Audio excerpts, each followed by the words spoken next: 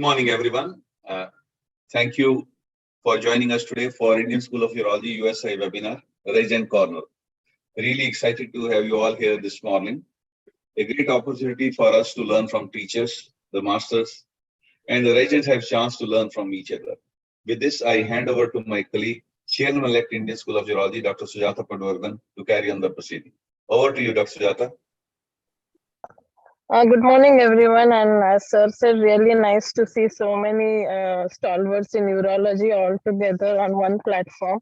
And it's a great pleasure to welcome all of you. And I request our President, Dr. Sanjay Kulkarni, President of USI, to give his welcome address. Sir, over to you. Thank you, Sujata.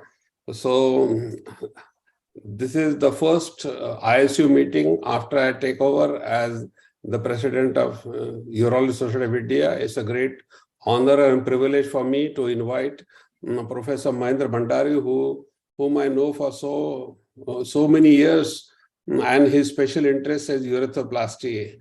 And every time I go to Detroit, I always have a lunch meeting with him.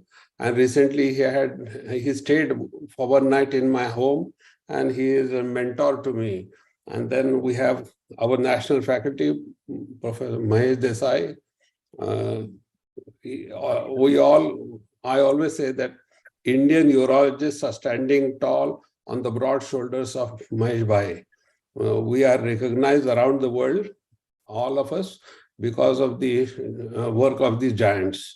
Then Rajiv Kumar is our president-elect of Society International Urology, and Apul Goel, all of you know, is a professor of urology. So these are fantastic faculty, and I welcome all for this residence corner, and we would learn from these giants in urology.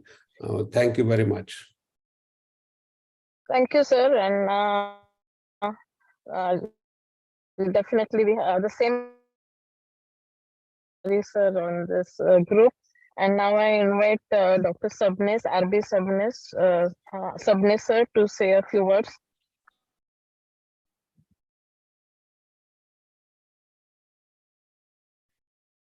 I think Sabnis sir. I think he's not logged in. Yes, sir. So in the meanwhile, whenever he logs, we'll invite him again. I request Dr. Lakshman Prabhu, the secretary for USI, to please share his thoughts about this webinar. Yeah. Thank you very much, Chair, Co-Chair, ISU, and President Dr. Kulkarni, and all the teachers. I think it appeared that there was something wrong with the title itself. We called it Residence Corner, and we got cornered because of the fire. I think, next time onwards, we should call it Residence Platform. Maybe, that would bring more luck. Nonetheless, the school has taken the initiative of having this program. I thank the ISU, and I hope there'll be very good deliberation. The first half, at least, will be for all of us, not just the residents. And then the residents debate is going to be fun. Thank you very much. And I would also urge the chair and co-chair to request Dr. Keshu Murthy, because actually it is his show, which is now getting continued in this year. Thank you very much, and let's all have a great morning learning from the stalwarts. Yes, sir, you're right, and thank you for your words. And we definitely, this program was conceived by during Dr. Keshu Murthy's tenure as the secretary, and we had planned to invite him to say a few words about it. Dr. Keshu Murthy, please.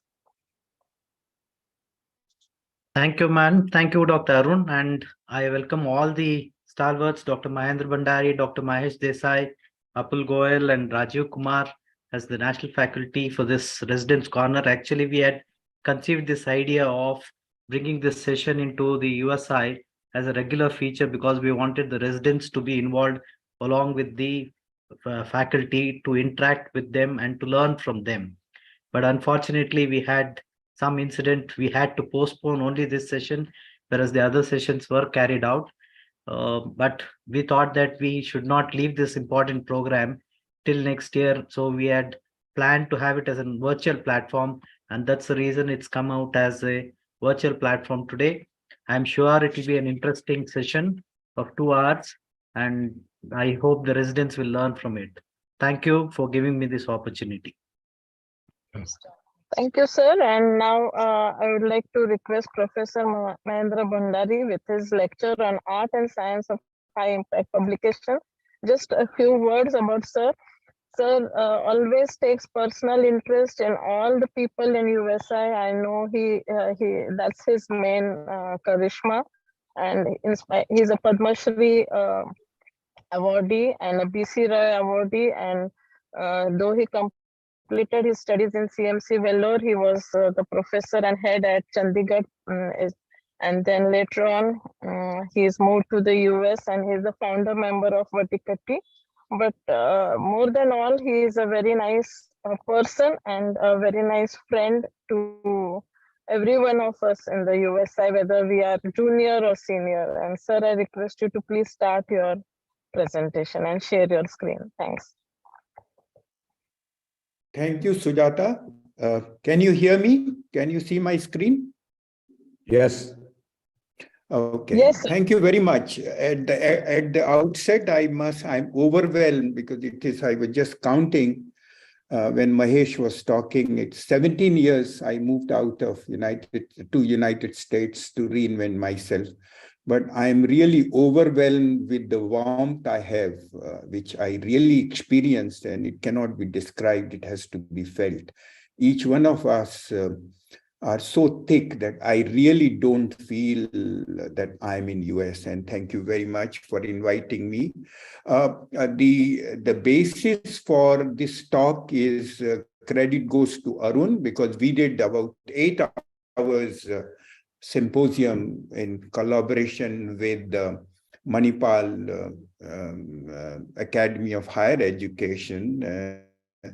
And the purpose was to bring face-to-face the stalwarts, which I consider are productive machines. And they are not machines only, they are great thinkers. And they have come up with great work. And just an announcement that we will repeat this, and all those residents who are interested, because this is a very intense activity and I want to bring them again face to face to tell their own stories. So I would like you to sign for this so that we can repeat this program once again. The question is, what is high impact publication? I certainly do not mean high impact journals, because at the end, I'll tell you what is my definition, because myself, Mahesh, are having a U-turn after 75 years. What we learned during that period on our own, we are unlearning. And now it's time for us to give you what is the straight path, so you don't have to have a U-turn. High impact means it's a totally different connotation here. How has your research impacted the society is my conclusion. And I have had introspection recently. I had 300 publications. You name a specialty, I have a publication, of which 140 I threw out because I don't need a CV. And then I realized that which publication really made a difference in the quality of life. And I'll talk about it later. So everybody has to be clear. According to me, publication in a high impact journal is a byproduct. More important is the process and the passion you have in pursuing a research question. This point I must make, this is a very important slide. Keyword which I keep comparing India and there, and here, my own series, my departmental series, rarely you come across the collaboration. And this is the data which shows that how, up to 2020, this is what collaboration with 3 or more countries and international collaboration. This is the key. Get out of our rat holes, and until we collaborate internationally, you can't think of high impact publication. This is a slide courtesy Ricardo Campi, who in this talk said that it brings in different skill sets in collaboration. Somebody may be good at statistics, somebody may be good at English writing. All the more reason for any quality publication which people will take a note of, you have to have very tall people surrounded by you. I thought I'll use briefly a use case to tell you what gave me the maximum satisfaction which I was associated with. And many of you can read these papers, but this was truly an international collaboration. This was rewriting my concept of collaboration working with Mani Menon and tall giants in United States. This took a long time, 1 year to conceive, and Mahesh Bhai will remember that we picked up a list of people globally and talked to them about the concept, and many of them had different views. So collaboration doesn't mean socially comfortable people. You go to everybody who has something to say and contributed to it. So the homework was there, and you will mark every component was a publication. It was not the end publication. Everything gave us, and we decided that there are two complications which need to be addressed. And one of them is lymphoceles and wound infections, and rest is fine. And we decided to go ahead with it. This is another important thing. Ideal was, there was a paper published by McCullough from Oxford on a balliol, which gave that all surgical procedures must ensure safety of patients and have a high level of evidence. They gave ideal collaboration. We are proud to say we were the first to really use in a technique of collaboration, and that gave flavor to material we did. And this was exactly followed in the stages described, from a concept or what idea to the clinical trials. I will not waste my time. And then collaboration. When it came to stage 0, we did a cadaver study. Henry Ford didn't have a cadaver access. We went to Ohio State University with Ronnie Abaza and Banson and did 4 cadavers to build the concept. I will like to. Then we brought in something. This is something very important, because usually we are in well looking at urology literature, but this is one we brought industrial kusums, because industrial processes are controlled by kusum graphs, by setting benchmarking, and similarly Shewhart charts. So we control the core temperature, vascular anastomosis, use the previous data to do that. So the message here is that you have to focus and do anything and everything, whatever you have to bring in. I think this, all of you can read and know about the outcomes, that it was non-inferior in terms of graft survival, but it had a positive outcome thing, no painkillers and less painkillers, grossly reduced pain. And then the biggest gain of this is that foundation supported 17 centers. And this is the point I want to bring. We were the one who revived this transplant with the support of Indian centers. They were our main collaborators, Medanta and Kidney Institute, Pranjal Modi, Rajesh Alawat and all. But now the procedure is much more popular. Europeans have produced much more data when the numbers are not there. And it's really gratifying to see. And the last nail in the coffin was put by what you call Zihad Kaut at Cleveland Clinic, when he won the first Vatikutty Innovation Award at Miami, when he produced his single port kidney transplant, which he discharged the patients on within 4 hours. Those of us, Mahesh, who were there, it's a real paradigm shift, because innovation is not only using new technologies and making comfortable, but trying to see how can we turn these surgeries into. And this is courtesy, this is the maximum satisfaction you have. This is courtesy Priyadarshi from Chandigarh, that how robotic kidney transplant.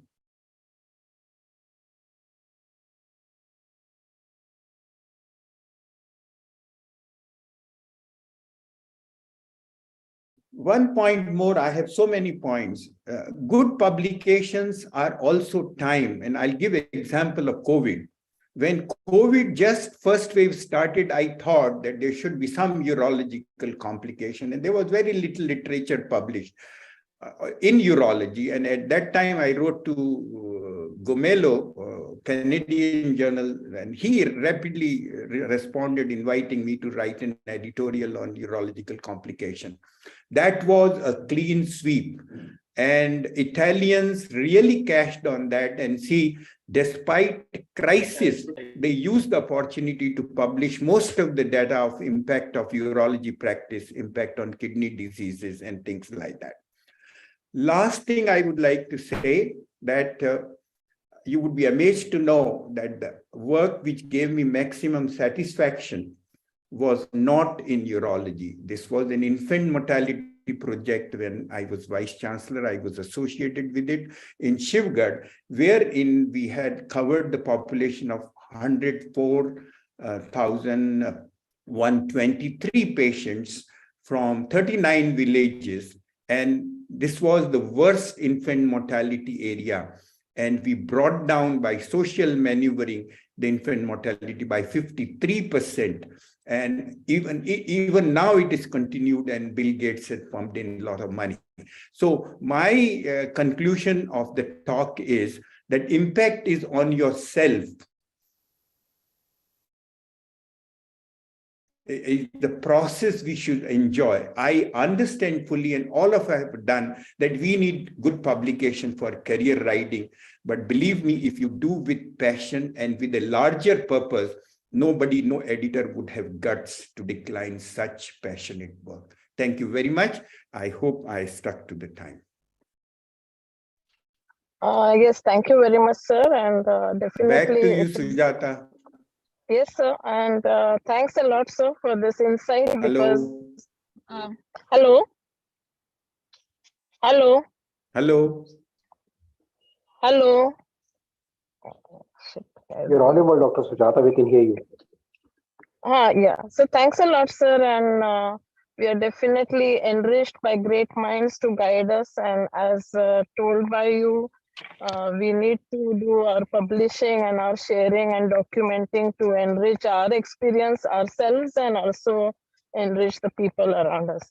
And I will take, right now there are no questions in the chat box, but definitely as questions come, we would ask you at the end of the webinar. Now I would like to Dr. Professor Apu Goel to talk about future research propositions. Dr. Goel is a professor with keen interest in reconstructive urology and urology, working in the King George University at Lucknow. Sir, the mic is to you, and please go ahead with your presentation.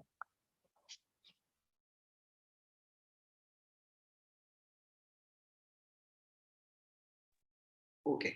So thank you, Dr. Sujata, and thank you, ISU USI, for giving me this opportunity.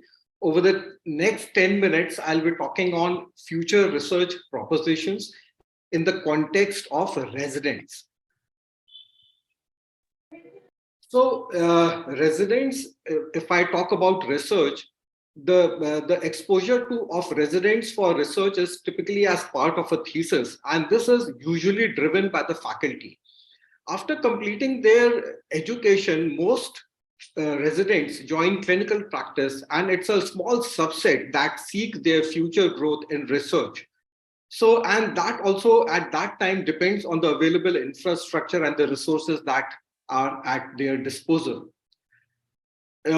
Typically, the residents are involved in clinical load, and often research takes a backseat. And also they have to, in a limited period of 3 years, they have to learn too many surgical techniques that they have to master with, and all these surgical techniques involve a steep learning curve. So typically research for residents take a backseat. So when you are thinking of research proposition, the things that you need to remember is that what is the disease profile of your center, which type of patients you are treating most, whether there's any funding available. And if you are planning a prospective study, it has to be time bound with obvious limitations in the number of subjects that can be recruited and a very short follow-up. If you are planning a case control study, you have to see whether you will get adequate controls or not. The common issues that I often see is that often there's a delay in finding the topic. So the moment you join a department, within 2-3 months, find a topic of your clinical research. All departments, especially if I give example of my department, we are 6-7 faculty members, and there's lots of heterogeneity in the treatment in clinical practice. For example, if you are contemplating a series on female urethroplasty, so it's a rare disease, first of all. You will operate about 10 patients in 3 years. And if you do dorsal graft, ventral graft, or a flap in different patients, you will have very small groups to have any meaningful result. Similarly, if you want to see the impact of alpha blockers on the improvement in erectile dysfunction, the problem is that there are so many alpha blockers with different side effects on erectile function, and the doses are different. So getting a good number of patients in a homogeneous dosage becomes very, very difficult.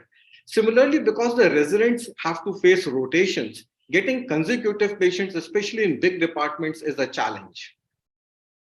So another tip would be that you present at least 4 to 5 times before finalizing your protocol, if possible, in front of a committee, because important points are often missed. And at the end of the day, when you complete your work, you find that there are certain issues that were unsolved. The strength of our country is that we get a large number of patients who easily give consent. And there's a diversity in the population, which can help you in making groups so that you can compare groups. And of course, in the busy schedule of a resident, you have to dedicate some time for research. Again, you need to have regular presentations to monitor the progress of your research. And obviously, continuous teaching and discussions on research methodology is the backbone. And this is best accomplished during journal clubs. Typically, the research is limited to indoor patients, but you need to think of topics where you can address OPD patients, because then a large number of patients can be recruited. But then the problems are that that data of OPD patients is often not recorded, and follow-up can be an issue. So developing a clinical question is the most important thing when you are planning research. And you need to remember PICO when you are planning or making a research project. Similarly, the research can be of different types. It could be a descriptive or an analytical research. And you need to focus on these 3 in the evidence pyramid: cohort study, case control study, or a randomized control trial. So your research should be here in the evidence pyramid. And as Professor Bhandari rightly mentioned, collaborative research is the way forward. Now, when we talk about future research proposition, the research has to be contextual. So what we are following is the guidelines which are given by high-income countries, which were made on the population that reside in Western countries. So these guidelines often are impractical and may not be valid in our scenario. So if we talk about health research capacity, it is important that you identify solutions to key national health problems. So how do you find important national issues? So there are papers like where on global disease burden. And if you see 3 countries, India, China, and the Russian Federation, were burdened by nearly half the global incident cases in 2019. India itself had the burden of over 1/5 of the global incident cases if you talk about urolithiasis. So it is one area where you can focus your attention. Similarly, there are other papers that tell you about the disease burden. And if you see, in 2019, 3 countries with the highest incidence of UTI were India, Brazil, and USA. And the most incident cases of urolithiasis and BPH were found in India, China, and the Russian Federation. And the highest mortality from UTI comes from India. So you need to look at the disease burden of the country and probably identify projects that address these issues. So as we talk about future research propositions, selecting the appropriate topic is probably the most important aspect. And typically what we do is that we look at contemporary literature which is published on a particular topic of interest.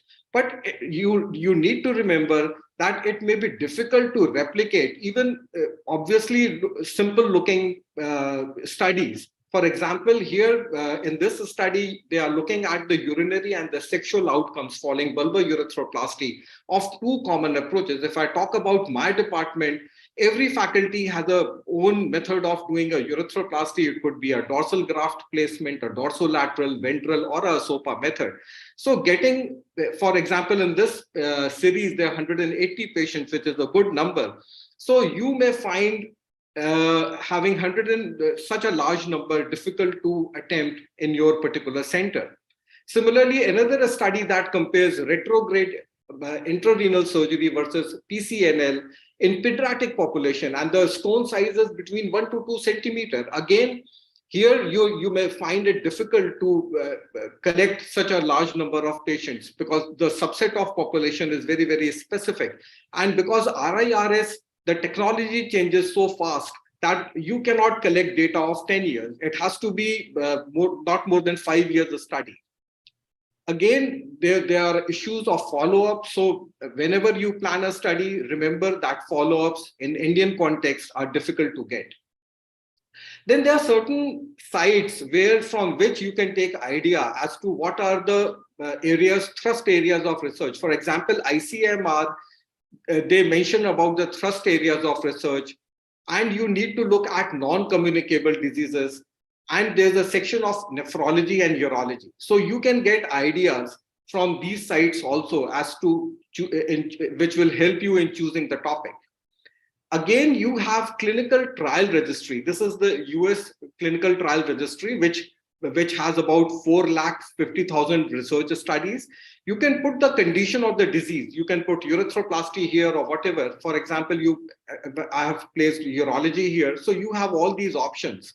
So you can choose a topic. You can get an idea from such sites. This is you have filters here, children, adult, older adults, male, female. So you have so many options, and you can look at these sites to find a topic of your thesis or research.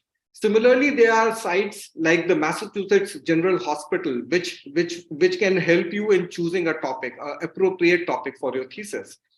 Again, there are papers like the future directions of research and care for urinary incontinence, or the current and future topics in prostate cancer. So these types of papers also help you in finding a contemporary topic. So let me tell you, the future is going to be bright with artificial intelligence coming in. It will help you in evaluation of electronic medical records that your institute keeps, and also it will help you in writing paper. Thank you so much.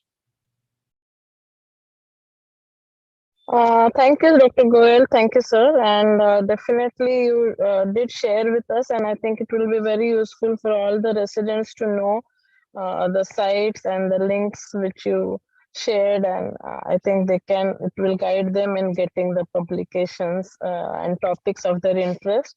And thanks for also telling every one of us that miniaturization and only nanotechnology are not the future, and we have a lot of to do even starting from the basic sciences. I thank you, sir. We proceed to the next lecture, is Leadership in Urology by Professor Mahesh Desai, and whom more can we learn from? Because sir has shown us that even from a small place like Nadiad, you can create a world presence, and he brought India on the world map through his commitment, and that through from such a small place like Nadiad. And he has built a big empire of urology there, a big research center for us, and he is our constant inspiration. And sir, you can tell us the way to become leaders in urology. Thank you very much. Please start your lecture, sir.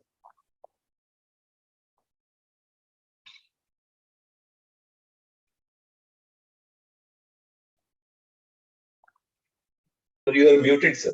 Sir, you are muted. Can you hear me now? Yes, sir. Yes, sir. Yes. Thank you, Sujata, for the kind words. And thank you for giving me this opportunity to speak something about leadership in urology. And I bring the greetings on this lovely day of Shiv Jayanti, which is my idol in my life.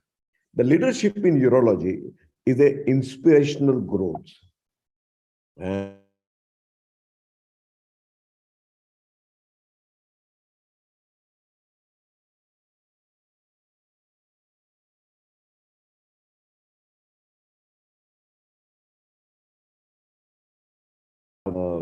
let me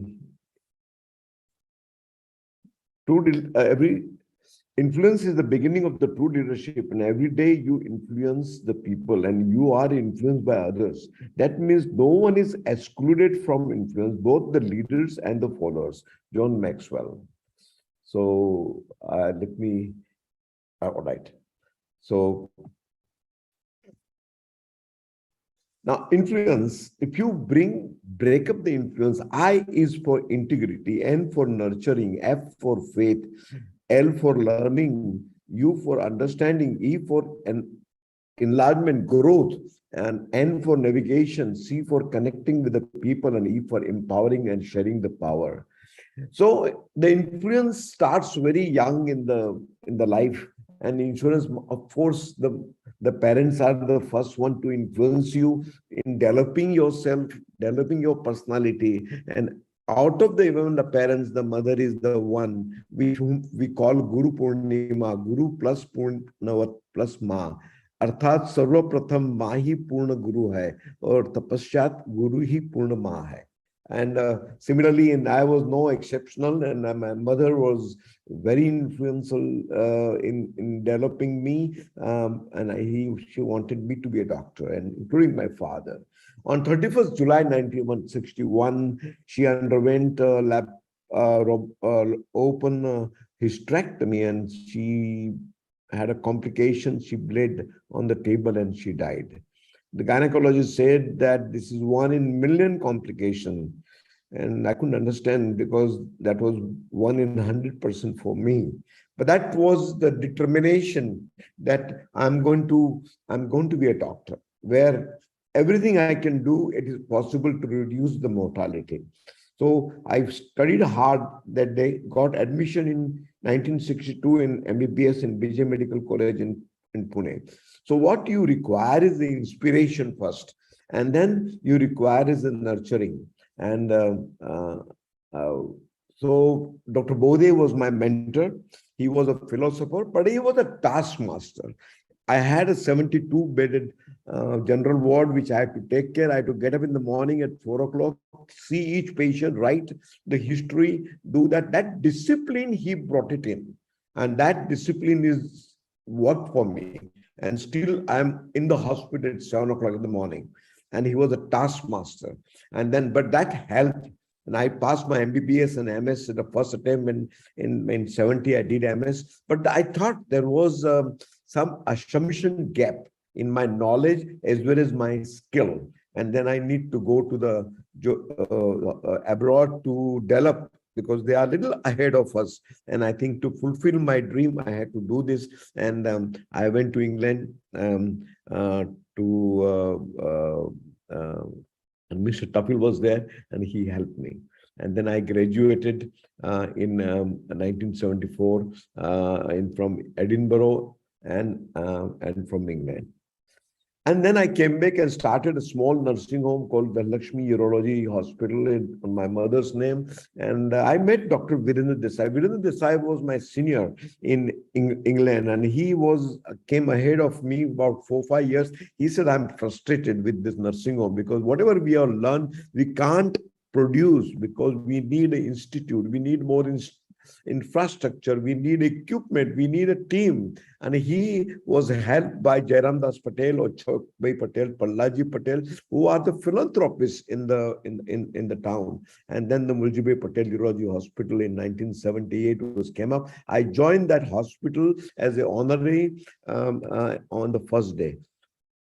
The opportunity came to do the transplant, and we did the transplant in 2 years of starting the hospital. And then Virendra Desai, Parveen P. Patel, Satish Shah, Snehal Patel, and myself, all the people who were involved from Gujarat, and we did transplant. And the first 10 transplant, we had a 40% survival for 1 year. Something was wrong. But there was a scope of improvement. As Bandari said, you got to improve all the time. And then there was something we did good, because one patient who survived, he survived for 27 years. So there is something we can work on it. We work hard on our each and every complication, every application, and then and here the lots of people help. And then here you can see that now we have 1 year survival is more than 90%, 5 year survival is more than 60%, and then we are done. And then our complication rate is decreased from 19% to 5%. And that's what is most important, important in improving your result. Then F is a faith in the science and technology. We knew I was at a paradigm shift of the technology, and I was born that time. I have seen from open surgery to the TURP first, then the PCNL, then ESWL, the laparoscopic donor nephrectomy. Dr. Gill demonstrated, and we converted open surgery to the laparoscopy. And then, of course, then TURP, which was the most common disease. TURP gold standard was TURP, but then started the holmium laser, then prostate, bipolar, Turris, plasma vaporization, tuna, the aquablation, HIFU, and then and I have a love for the technology, but I have a faith in the technology because I feel the science improves the life of the patient, And then we started with the laparoscopy as single port, donor nephrectomy we did, robotic surgery we did, then HIFU, histoscan, micropork I developed, and aquablator. And then now Olympus, shock pulse, trilogy, Moses, and Thulium. So we have a faith in science and technology. The only thing is you need an infrastructure to develop all this technology and then make an application. So the faith is the most important. And how do you get the faith? The listening to people. And then here we had, I have attended 1982 was my first exposure to the AUA. And then ever since then, I have attended each and every AUA, WC, SIU, Asian Urology Association, European Urology Association, and USI. And every time, every conference I attend, I listen to people. When listening is very important, where you learn, you absorb, and you get some ideas. You can change it, but listening is very important. And then I listen. And there are people who influenced me while I was developing. Dr. Ajit Phadke, he taught me that what is the importance of the teaching and training. But he says, you are doing good job, but he showed me a way to do a private practice and as well as do the institutional practice. And his advice made me what I am today. Dr. Bapat, he was my godfather. He taught me how to be a teacher. And he was our teacher. And Sham Joshi started coming to Naryad, and then he developed the pediatric urology. And he was scientific. He instilled the discipline in the resident. He gave them the knowledge. He gave them the skill. He did the thing. Now come to Mahendra Bhandari. Mahendra Bhandari, you are there, but you remember one in 89, you came to Naryad and you took a round. And then I was dropping you back to Ahmedabad, and you told me on the way, Mahesh, it is a criminal if you do not use your material for teaching. I said, how can I do the teaching? Mine is a small a hospital. Venugopal showed how you can be a teaching hospital. He reorganized our need for the teaching. And then we, on 93, we started a teaching course and a diploma in national board. And then, and so far we have 5 gold medalists. We have Sanjeev Patel, we have Paulus Chelli, we have Rajesh Kukreja, Aditya Snegar, Vikas Garg, all got 5 gold medal. And then this influence of listening and learning, we passed on to the student. And this is our student batch. This is our auditorium, which we develop. This is the library. This is the ward side clinic. This is the dry lab, wet lab, and all the things started. And as Gol said, we need to publish our work. This is very, very important. We've done 152 publications only on stone disease, and then the 24 book chapters. And these are our residents who came. We encourage them. We encourage them. And here, Makaran Kochikar did a 25 publication. Sabnis did a 58 publication. Mihir did a 198 publication. P.P. Rao did a 16 publication. Rajesh Kukreja 5. The Manohar 16 publication. Arvind Ganpure did a 80 publication. Abraham Kurian 20 publication. Shashikant Mishra 49 publication. Dr. Mohan Raja Pukar 71. Shishir Gang 20 publication. Uma Pati Hegde 12 publication. Kalpesh Goel 10 publication. And we've done 171 stone presentation, 135 workshop conducted, and the 735 conference paper presented. When you people listen to you, when you listen to the people who are presenting the thing, we see the critic and the criticism when we are presenting a poster. We try to improve, we try to argue, our mind, the idea gets clear and clear. And this is all the students which we have trained, they have gone all over the places and settled down. During those periods in JAPAC, we done 123 courses, 9,150 delegates attended. We did a SIU webcast when I was in SIU president. We did 12 courses of webcast, 18,545 hits in 20 countries we have done. So you get a global influence. These are the students who have passed out. We do not always know who and or how much we influence. But look at the list. There are 32. We have done about 3,700 transplants. And look at the list, 32 people. The total they have done 8,438 transplants. Amount of impact, amount of influence which has been done to the student is it outgrown its own institute. They have published 406 papers and so far. And then we have to grow.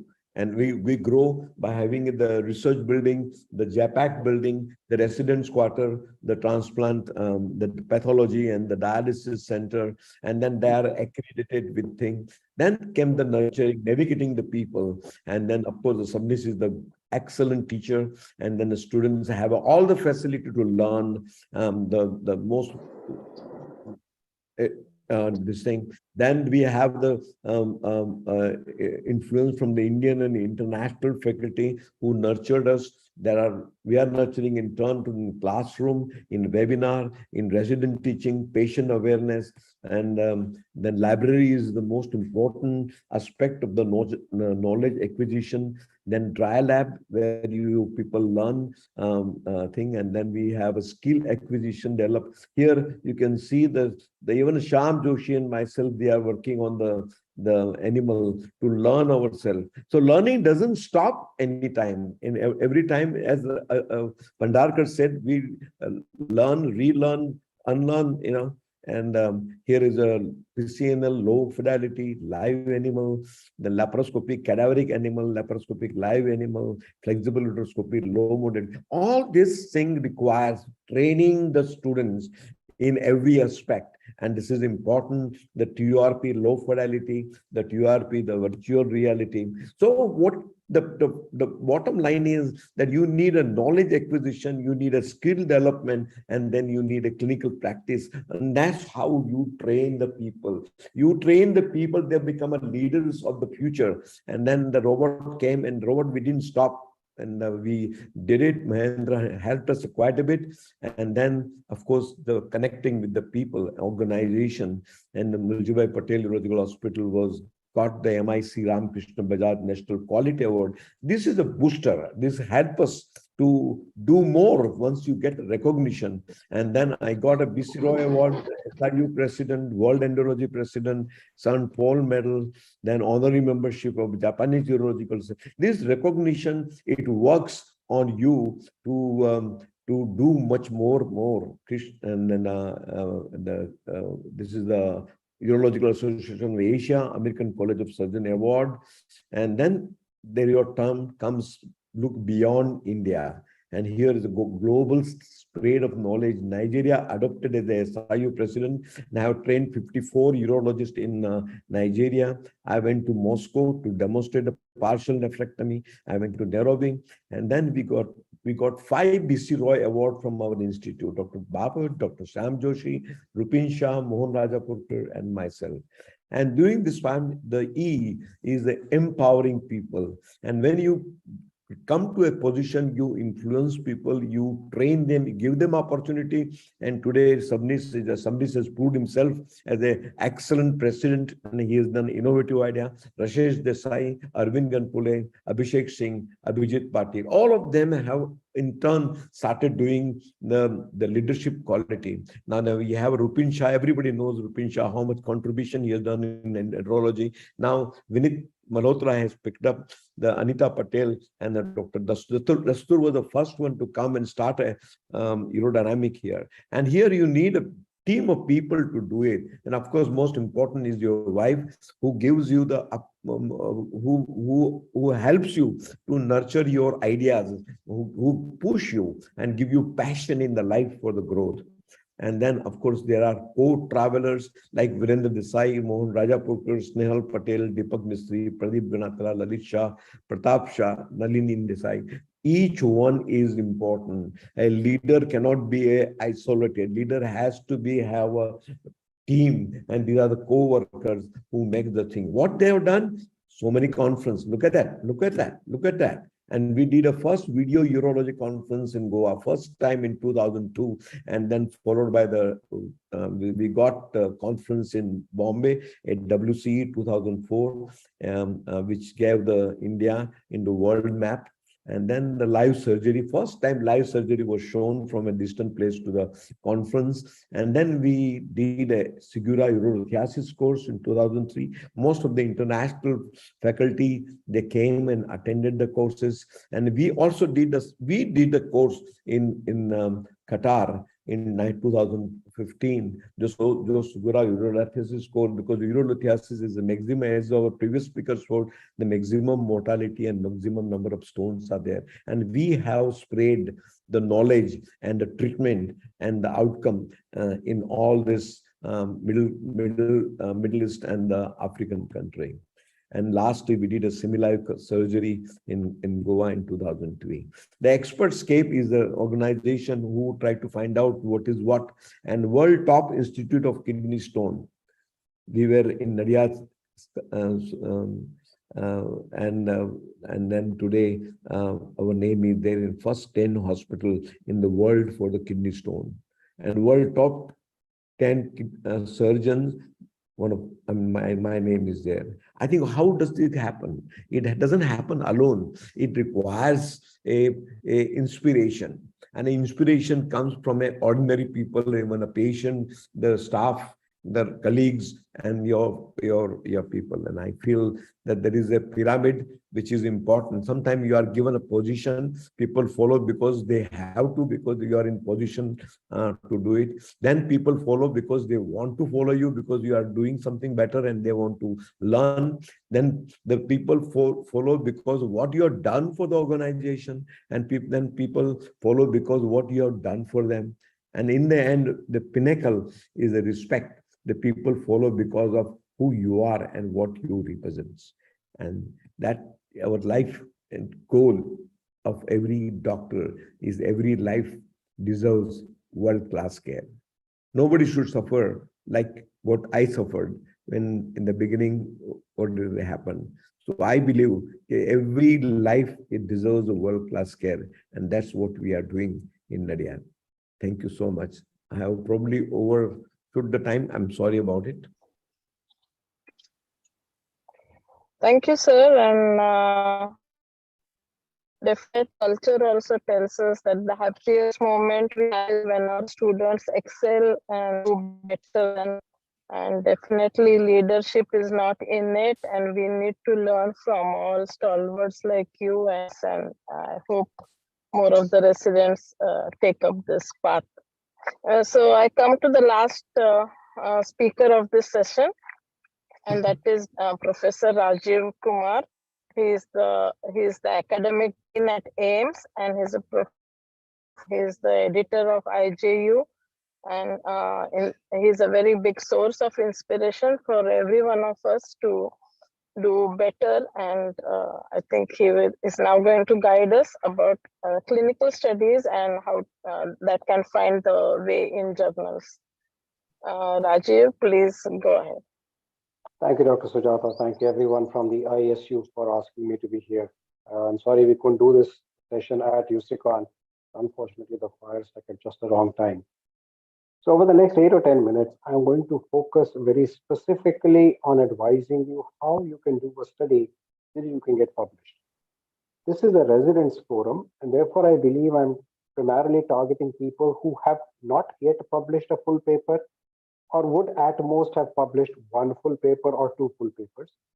And therefore they're looking at ways in which they can get their first decent, good publication out into the press.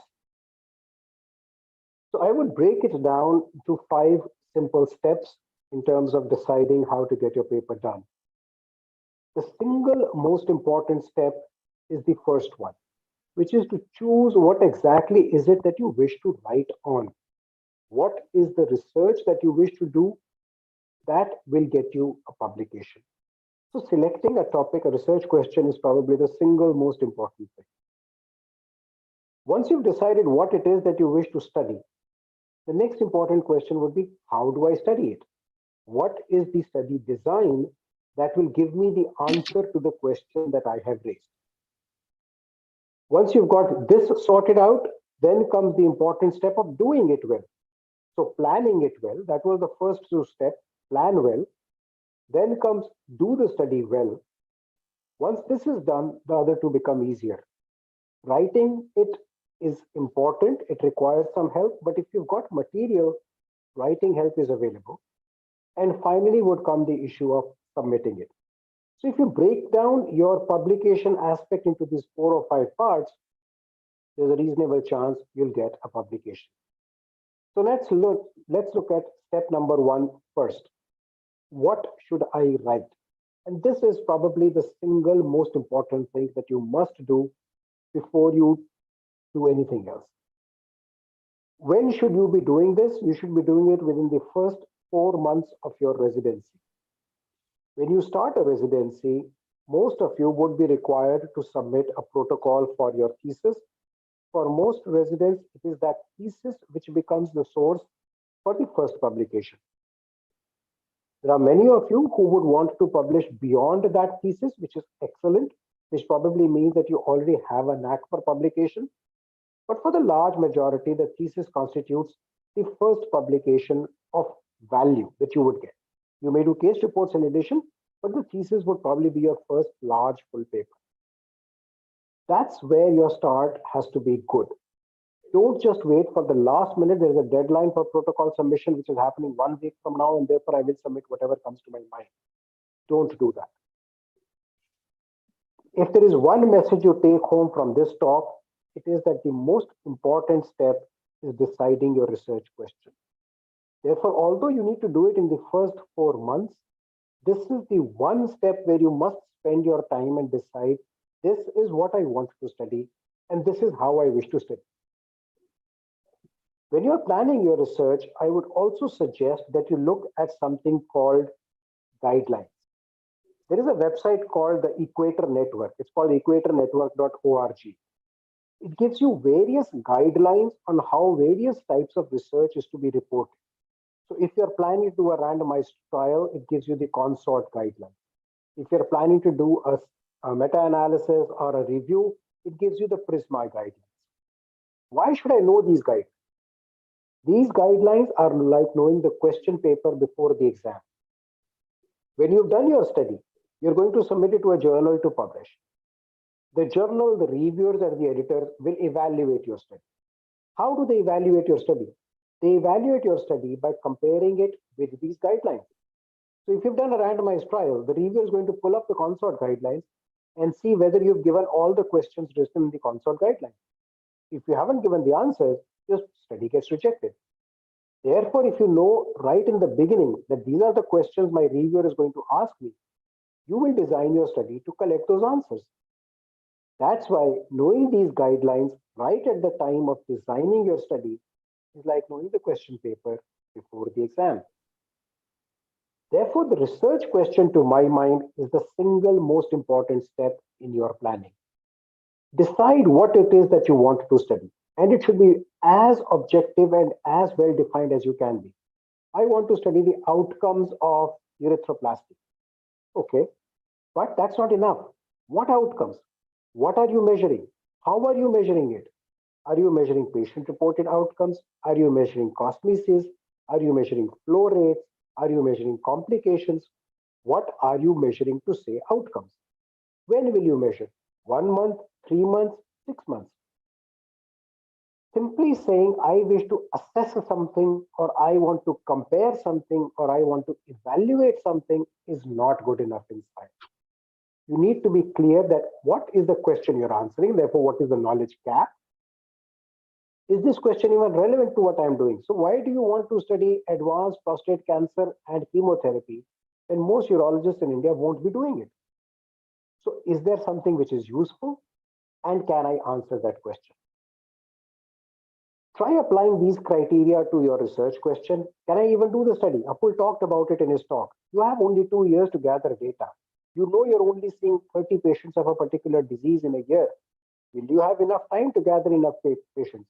Do you have enough follow-up? Do the patients even come back to you?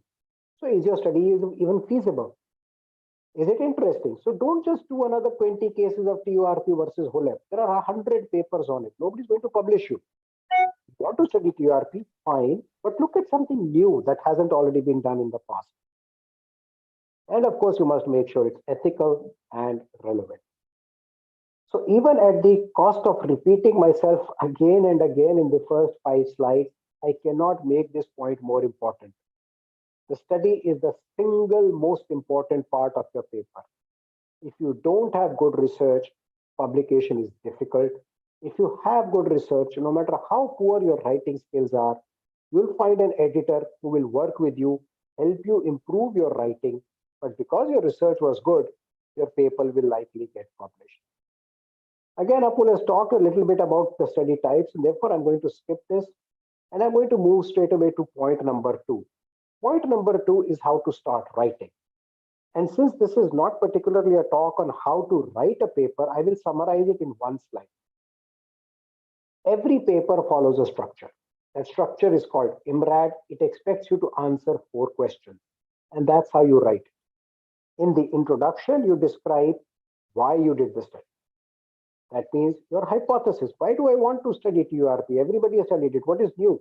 Why do I want to study urethroplasty? There are 100 papers. What's new in my study? This is where you sell your idea. You tell your readers, I know there are 100 papers, but why is my paper important? That's introduction. Then come the methods, which all of us understand is describing exactly what we did. And again, follow the guidelines. If you've read the question paper, give the answers related to the question paper. Follow the methods, describe the methods. Results is straightforward. Answer every question that you raised in the methods. So I'm going to study flow rate. I'm going to study IPSS. I'm going to study AUA symptom score. I'm going to study PSA. Whatever you said you'll study in the methods, your results must contain answers to all those points. And finally, the discussion. The discussion is not, I found 4% complication, he found 3%, he found 2%, he found 7%. I found 4% hemoglobin drop, he found 3%, he found 8%. That's not discussion. This discussion is, I found 4% complication rate. So what? I am a novice. Everybody else found it to be 2%. My 4% should be okay because I only do 2 cases. Everybody else who does 2% does 100 cases. So explain the value of what you found and don't just compare. Finally, when you submit your paper to the journal, make sure it is brief. Don't make a 100-page submission. Don't make a 10-page submission. Make it small. Don't make it biased just because you believe that dorsal onlay is better than ventral onlay. You write only the good things about dorsal onlay and you ignore everything about ventral onlay. So make it unbiased. And of course, don't plagiarize. So if you've plagiarized, if you cheated, if you've omitted data, your paper's out, no matter how good your study design, no matter how good your thought. On the other hand, if you've made mistakes, you've made some flaws, you've written incorrectly, most journals and editors will help you improve your submission. When you do submit to a journal, follow the basic journal guidelines. If they want 2 files, submit 2 files. If they want images separately, submit images separately. Run a plagiarism check. Nothing can be more embarrassing than a journal sending it back to you saying this is plagiarized. Check it yourself before you submit it and revise as and when you need it.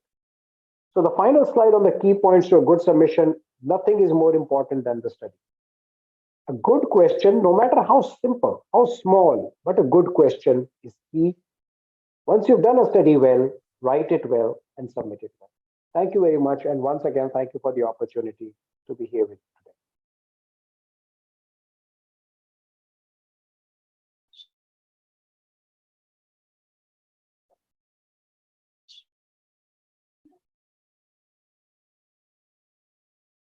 Dr. Sujata? Dr. Sujata? Hello. Hello, Rajiv. Could you hear my question? No, I didn't hear you at all, Dr. Sujata. You've just become audible.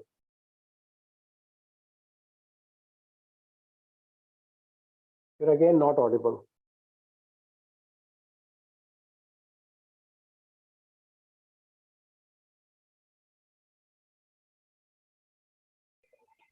Dr. Sujata? I'll take a question from the chat box Yeah, if you please want go ahead. something to Please say. go ahead. Okay, so there's a question from Rusha. It says, how do you decide what should be the agenda for the research as a novice when the majority of the facts are already established? Good question. If everybody knew the answer to that question, they would be publishing brilliant research every day. The fact is you have to work hard and see what's new in your area. It doesn't even have to be new. It could be something very simple that you see every day in your wards. And again, Apul highlighted this. All of us don't need to do prostate cancer research. All of us don't need to do research on the latest in robotics in kidney cancer. You see patients coming into your ward who frequently come back with recurrent infections after, let's say, you've done intermittent catheterization. Find a way in which you can reduce infections after intermittent catheterization. Maybe you can bring about a change in practices. Are you assessing how are they doing intermittent catheterization? Are they washing their hands? How are they storing their catheters? How frequently are we using? This is just something off the top of my head. I haven't planned this answer. So what I'm trying to tell you is keep your eyes open, focus on what's happening in the wards around you, and try and address a question that is more relevant to your circumstances rather than trying to solve global problems. Don't assume that the only problem. Yeah. Rajiv, that's a very good answer. I must admit that look around you and definitely try to answer questions which bother you during your residency. Yeah, I know, but we have to, I think, deliberate and give you more time because, and I think I have to record your lecture and give it every 6 months to motivate my students. I thank you very much, Rajiv, and I know we can. Whenever you want me to. Yeah, but we need to. I think I'll talk to Dr. Chawla, and we need to have more time with you. So we have exceeded by 3 minutes, and I hand over the mic to Dr. Chawla, sir, and thank you, sir, for this opportunity for me to host this program. Thank you all the speakers, and thank you for the audience who have attended in huge numbers, 139. Thank you, everyone. Thank you.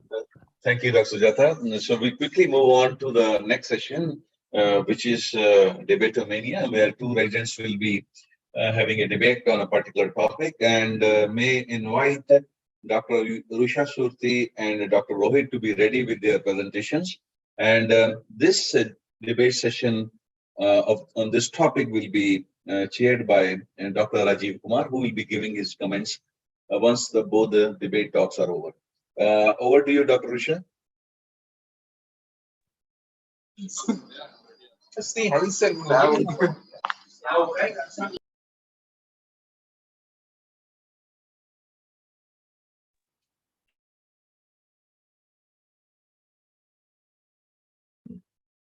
Am I audible, sir?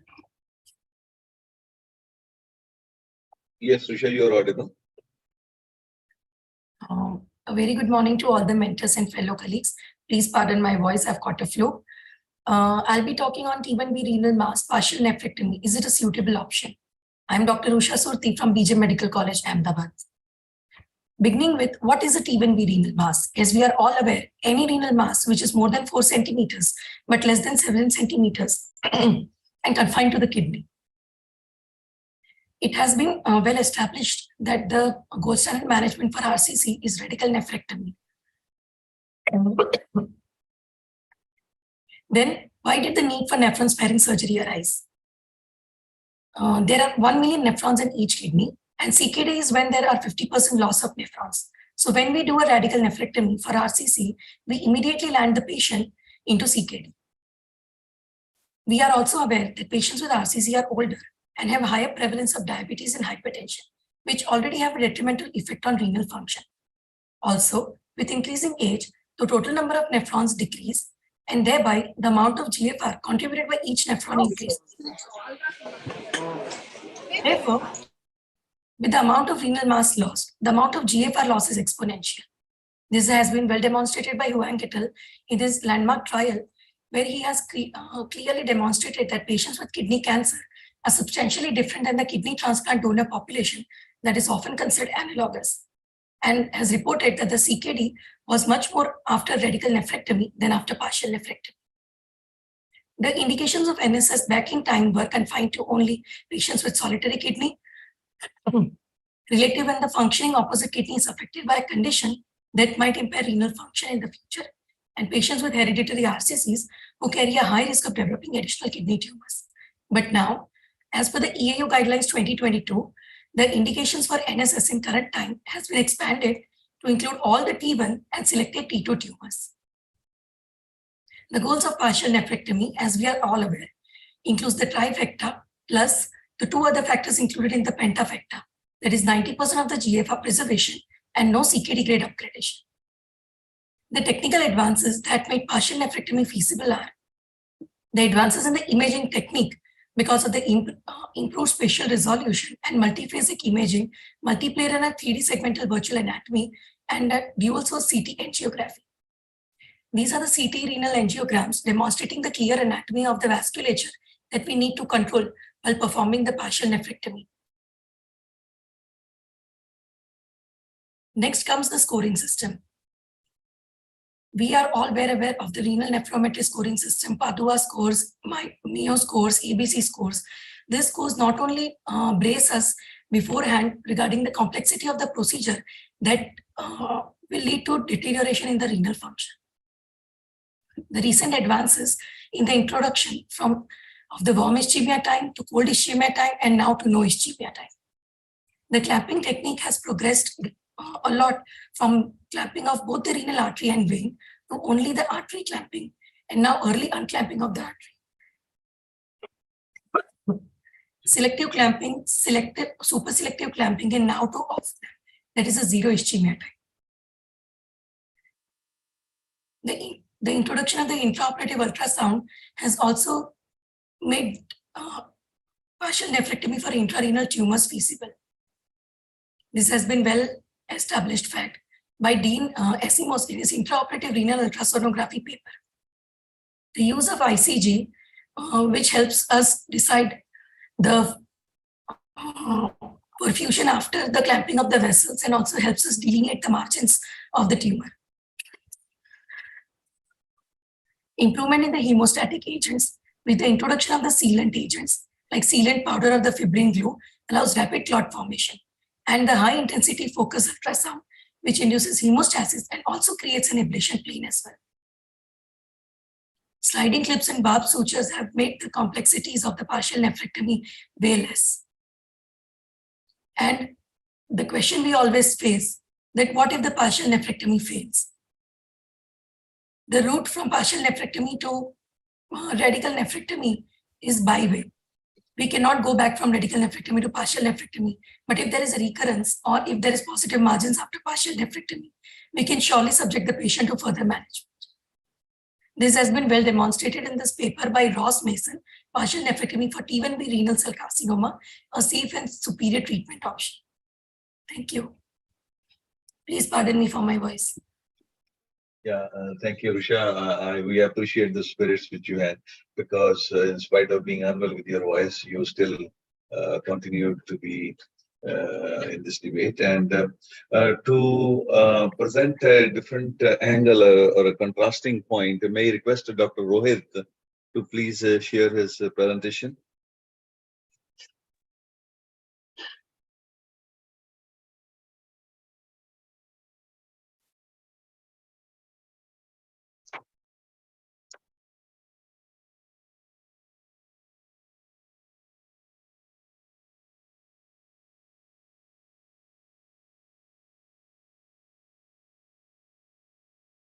Good morning, everyone. I hope my slides are visible. Yes, Rohit, you're good to go. Yes, sir. Very good morning. Greetings from Bhubaneswar. Today I'm going to speak about partial nephrectomy versus radical nephrectomy in T1B renal masses, and I'm speaking for radical nephrectomy. And I'm Dr. Gurupati Rohit from AIIMS Bhubaneswar. So let me start off with the story of two neighbors, wherein on the left you can see a 40-year-old lady with diabetes, hypertension, multiple comorbidities, and a 20-year-old lady with no comorbidities as such. And one fine morning, both of them were diagnosed with renal masses. On the left, we can see that because of elevated creatinine, MRI was done. It was a 6 by 6 centimeter lower pulmonary renal mass. And on the other side, we can see 7 by 6 centimeter, another left upper polar renal mass in the 20-year-old lady. So both of them went to a newly diagnosed, newly passed out surgeon, and he has offered radical nephrectomy in these two patients. And both these neighbors went to a experienced research-oriented person, a doctor from a multi-speciality hospital, where he told that go ahead with a partial nephrectomy.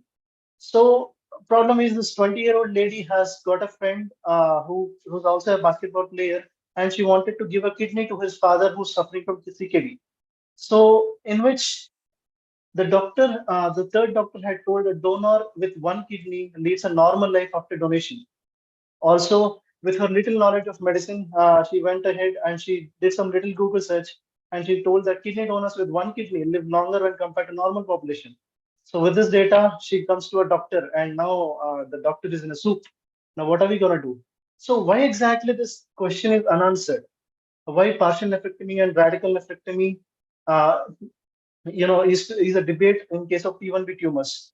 It's a beautiful scenario wherein intuitive thought versus the evidence is completely contrary. Partial nephrectomy, based on the previous available literature, says that there's a better renal function preservation, better cancer-specific mortality, recurrence-free survival, and in few studies also told that there is better overall survival. But is it so?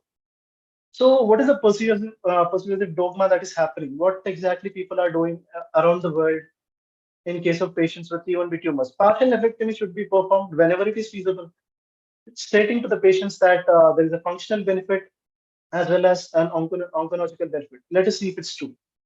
So there is much talk about the functional renal volume that is left after partial nephrectomy.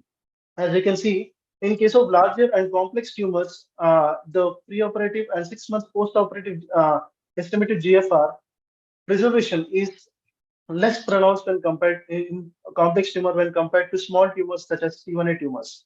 And there is also a concept called a surgical versus medical chronic kidney disease. So after surgically induced chronic kidney disease, after removing a part of the nephron mass, is considerably low when compared to medical diseases such as diabetes and hypertension.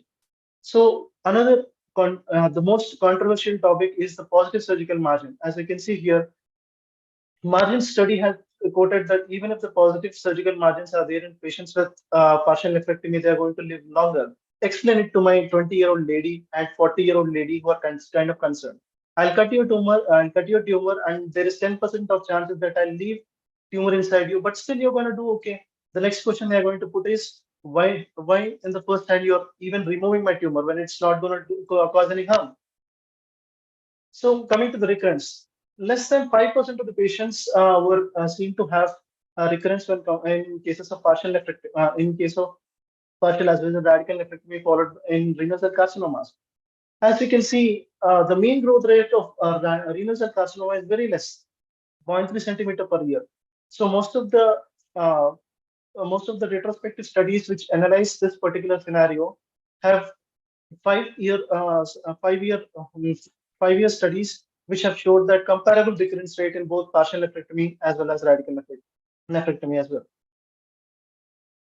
So coming to the overall survival, as you can see, the previous retrospective level 3 evidences based on large case series have shown that there is a better overall survival with partial nephrectomy. But in a recent study which was published in 2018 in around 2 lakh patients, there is diminished overall survival in patients with partial nephrectomy despite the selective bias, which usually is the culprit in deciding the outputs in this particular studies.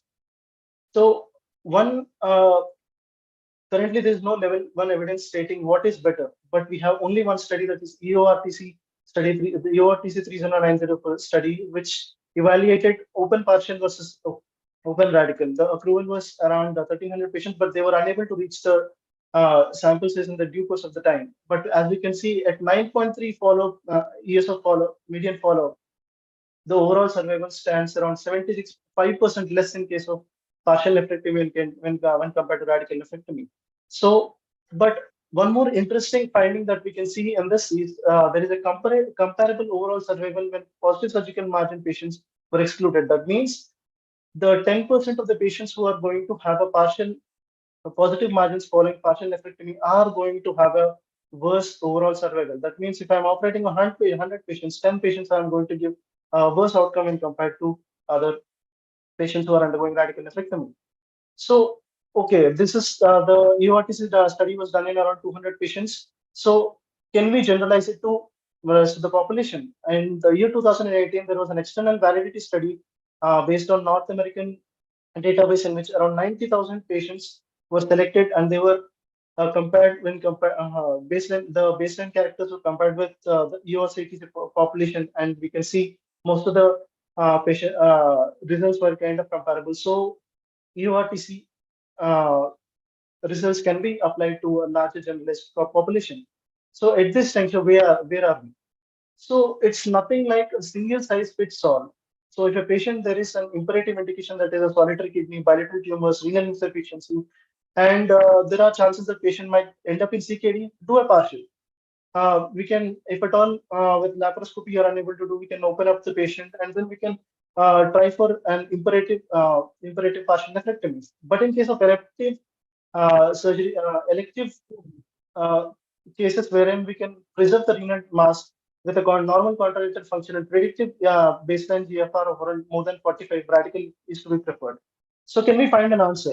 This is the clinical trials site wherein 118 studies are being studied, being conducted on partial nephrectomy, but none of them are kind of looking into this particular answer. At this juncture, maybe the collaborative research committee in USI, the one which is recently coming up, may be able to throw in better light on this particular dogma. Coming to what we are going to propose, based on this, we can include T1B and T2 tumors, and we can start a randomized controlled trial in USI CRC, and then we can have a better concrete results as well. Thank you. Yeah, thank you, Rohit. Now we'll invite Dr. Rajiv to balance the views of both the regents and give his expert comments. Over to you, Dr. Rajiv. Thank you, Dr. Chawla. My comments will be in 2 parts. First is about the debate and its presentation itself, and then about the science. Both of you did very well. You've done your slides, you've done your homework, you've prepared your slides well, and you've done your presentation well. For Rusha, my recommendation would be that you would assume that you're talking to an audience of urologists. Therefore, I would put in more data to support your argument for partial nephrectomy rather than describing the overall benefits of partial nephrectomy, because an audience of urologists would understand what partial nephrectomy is and how it is done. So you could have used your time a little more effectively by giving data in support of partial nephrectomy. When it comes to Rohit, good set of slides. I would advise you to be careful with cartoons. I would advise you to be careful with the use of humor in cartoons, particularly those which may be considered a little borderline for an advanced audience. But otherwise, you had good arguments with what you said.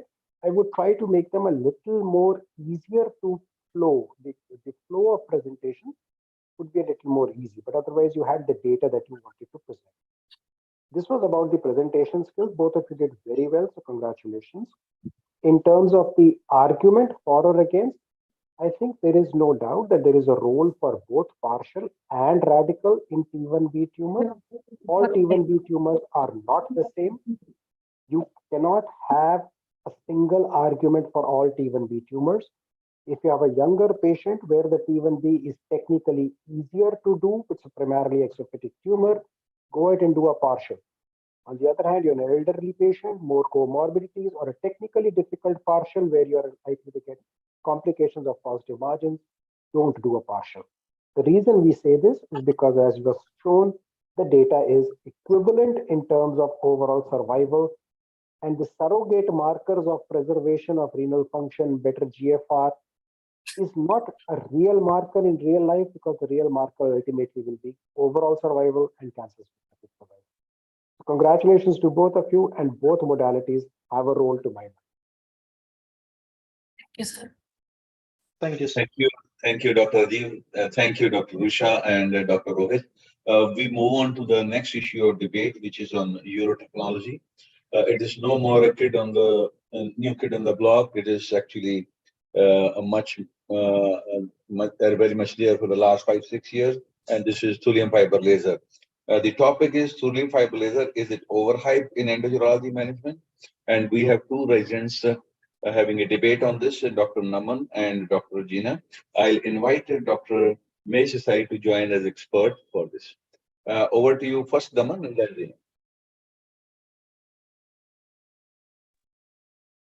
Thank you, sir.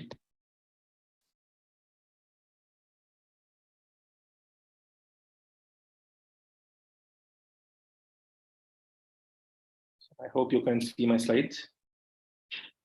Yes, we can, Naman. Good morning to all.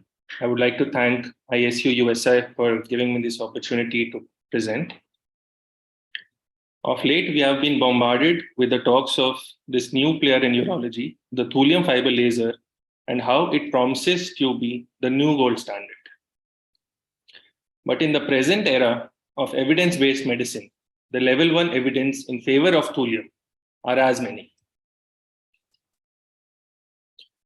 Greetings from KMC Manipur. I am Dr. Naman Agarwal, and I'll be talking in favor of today's topic, thulium fiber laser.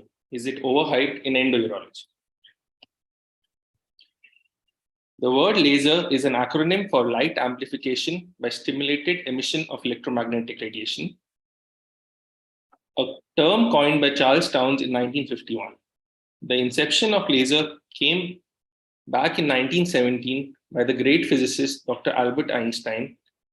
He postulated that atoms under certain conditions could absorb light and be stimulated to shed their absorbed light. The first reported use of laser technology in urology came by Stettler in the 1976, where they conducted a cystoscopic laser ablation of a bladder wall lesion using a ND-YAG laser.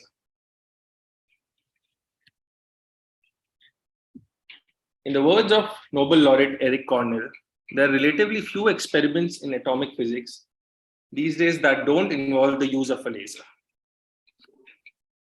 Similarly, laser energy is creeping into the endourology management in almost all domains. May that be the treatment of benign prostatic enlargement in the form of laser ablation, laser enucleation, laser resection, or for laser lithotripsy, for bladder cancer treatments. May that be for a laser endourethrotomy or a laser endopilotomy. But with all the laser fad, the gold standard treatment remains otherwise.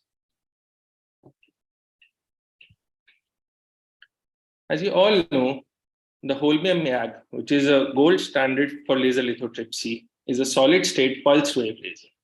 Whereas on the other hand, TFL is a diode laser. The most common use of lasers in urology is intracorporeal lithotripsy. The end result of any stone surgery would be to attain complete stone clearance with minimal complications. 3 laser settings have been well described and are in use for the same. The dusting and fragmentation setting requires the physical contact of a laser fiber with the calculus to perform, whereas the popcorning or the pop dusting utilizes high energy and high frequency for its purpose, which ultimately translates into high thermal energy within the system. With the advent of MOSES technology, a no-touch laser lithotripsy method, holmium has achieved greater reach and can perform lithotripsy at a distance of 1 to 2 millimeters. We do not realize how important this feature is unless confronted with a case where it is difficult to get in reach with the stone.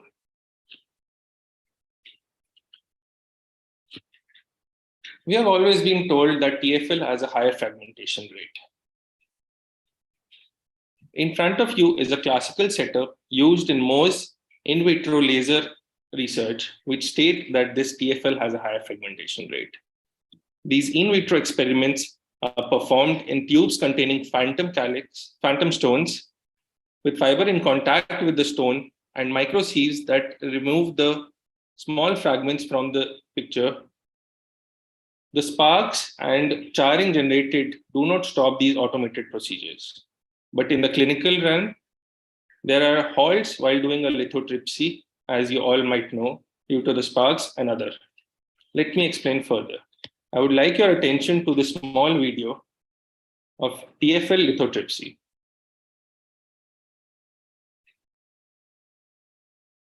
As probably you could appreciate, the sparks generated and the charring of stone hindered with the vision a lot, causing a delay in lithotripsy and further halts.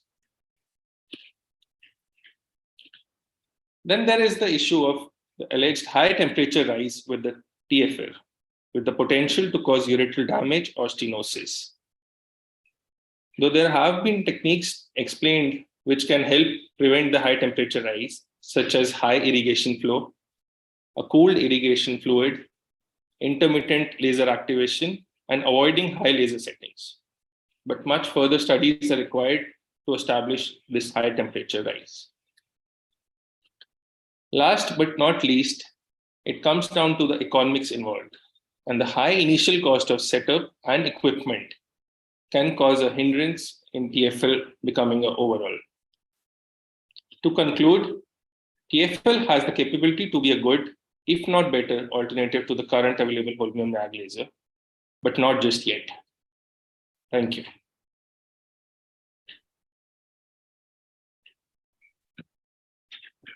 Dr. Gina, if you can share your presentation.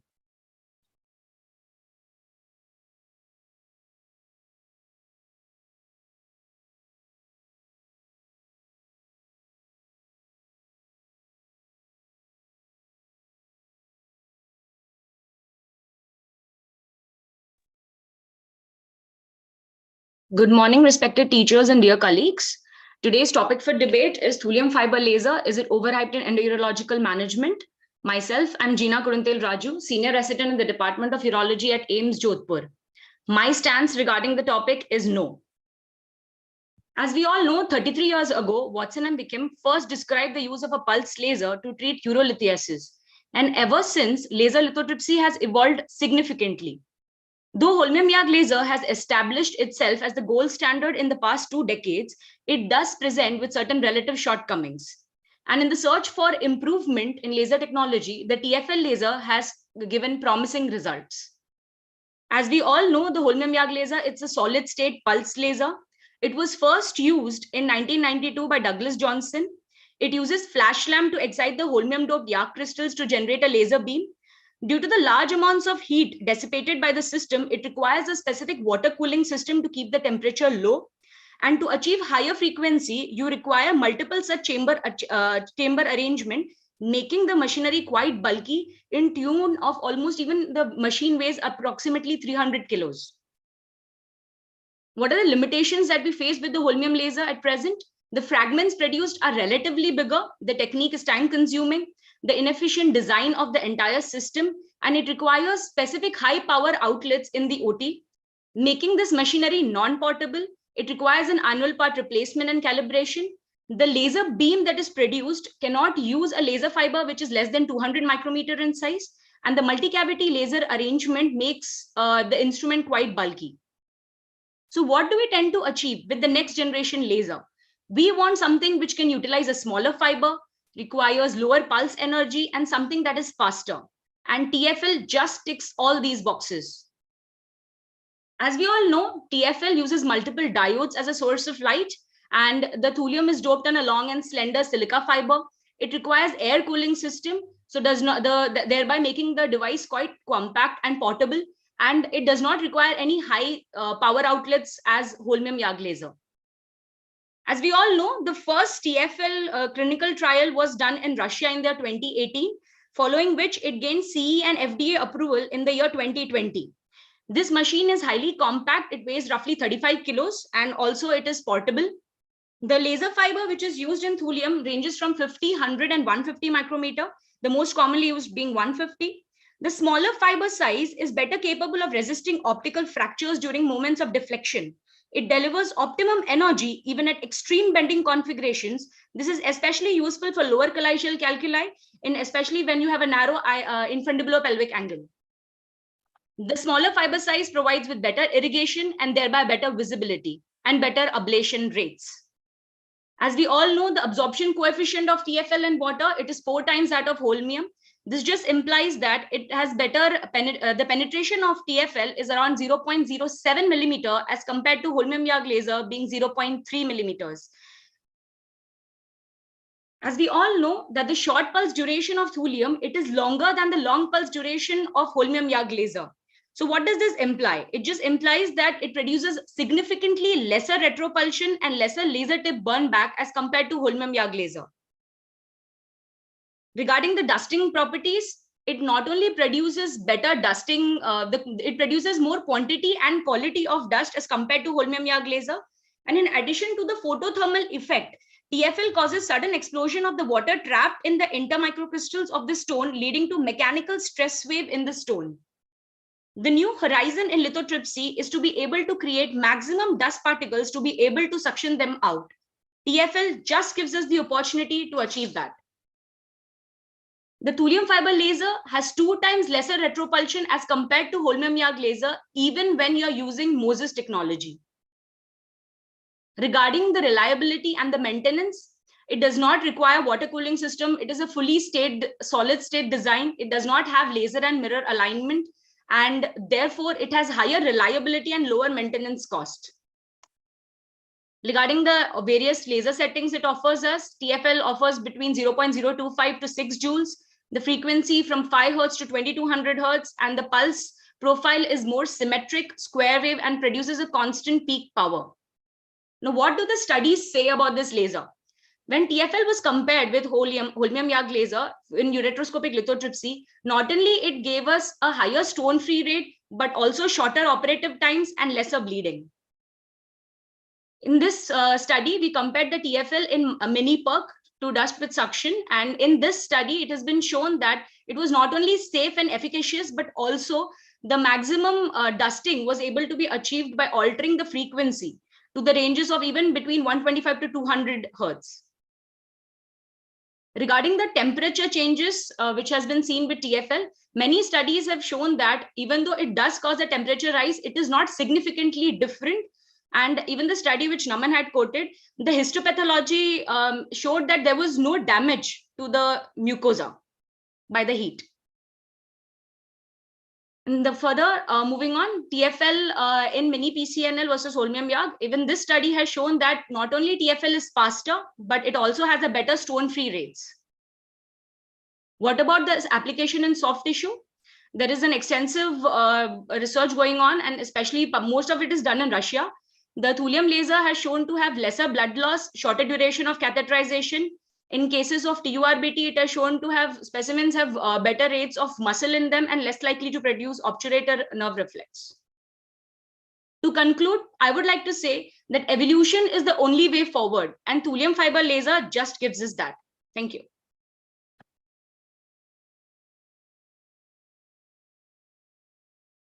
Thank you, Gina.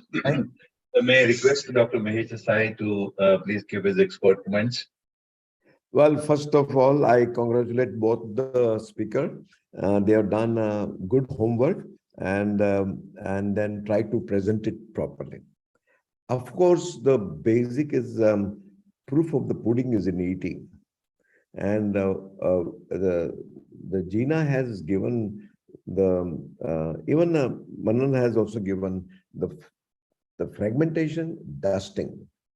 Most important is new technology today is dust and suck, and for that reason the amount of dusting which is available even with thulium and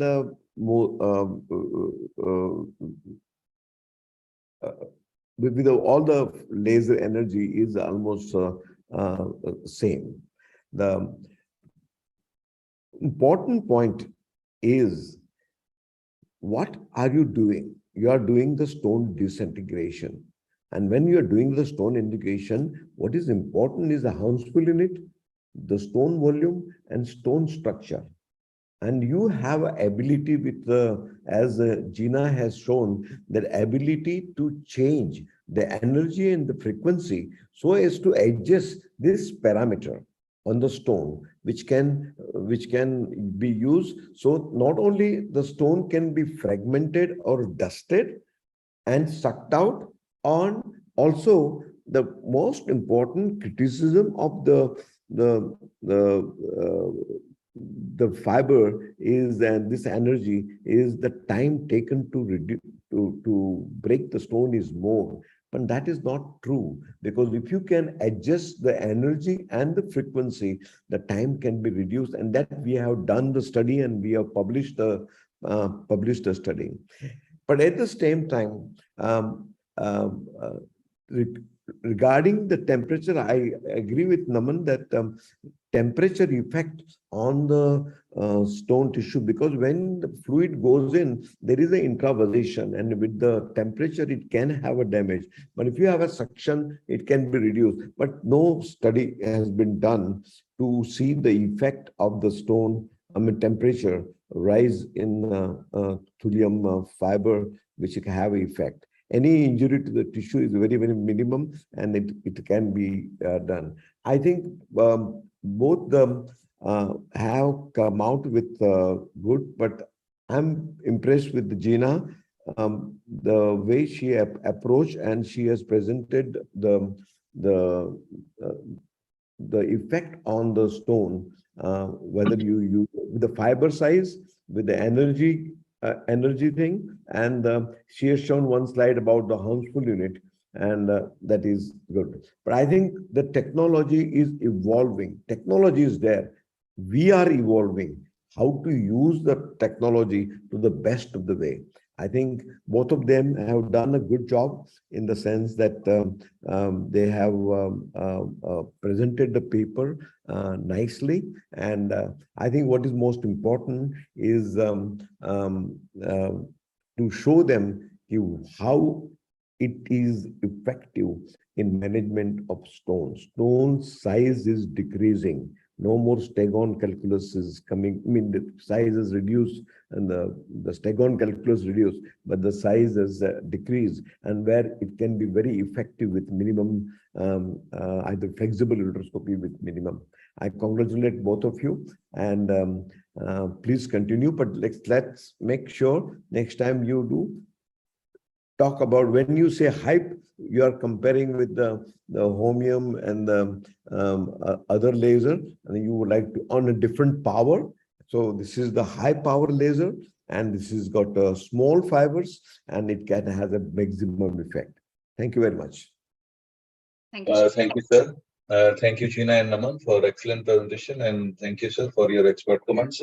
We quickly move on to the next issue of debate, and that is related to the trust biopsy, whether it's on the way out or whether still has some relevance in today's setting. And the regents who will be debating on this is Saurav Karmakar and Pawan Kandari. Pawan Kandari is has some work, so he has sent his presentation, which will be played by Dr. Rohit. And this debate will be chaired by Dr. Mahendra Bhandari. First, I invite Saurav and then Rohit to play Pawan's presentation.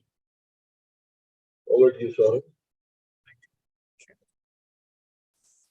Am I audible, sir? Yes, Saurav. Okay.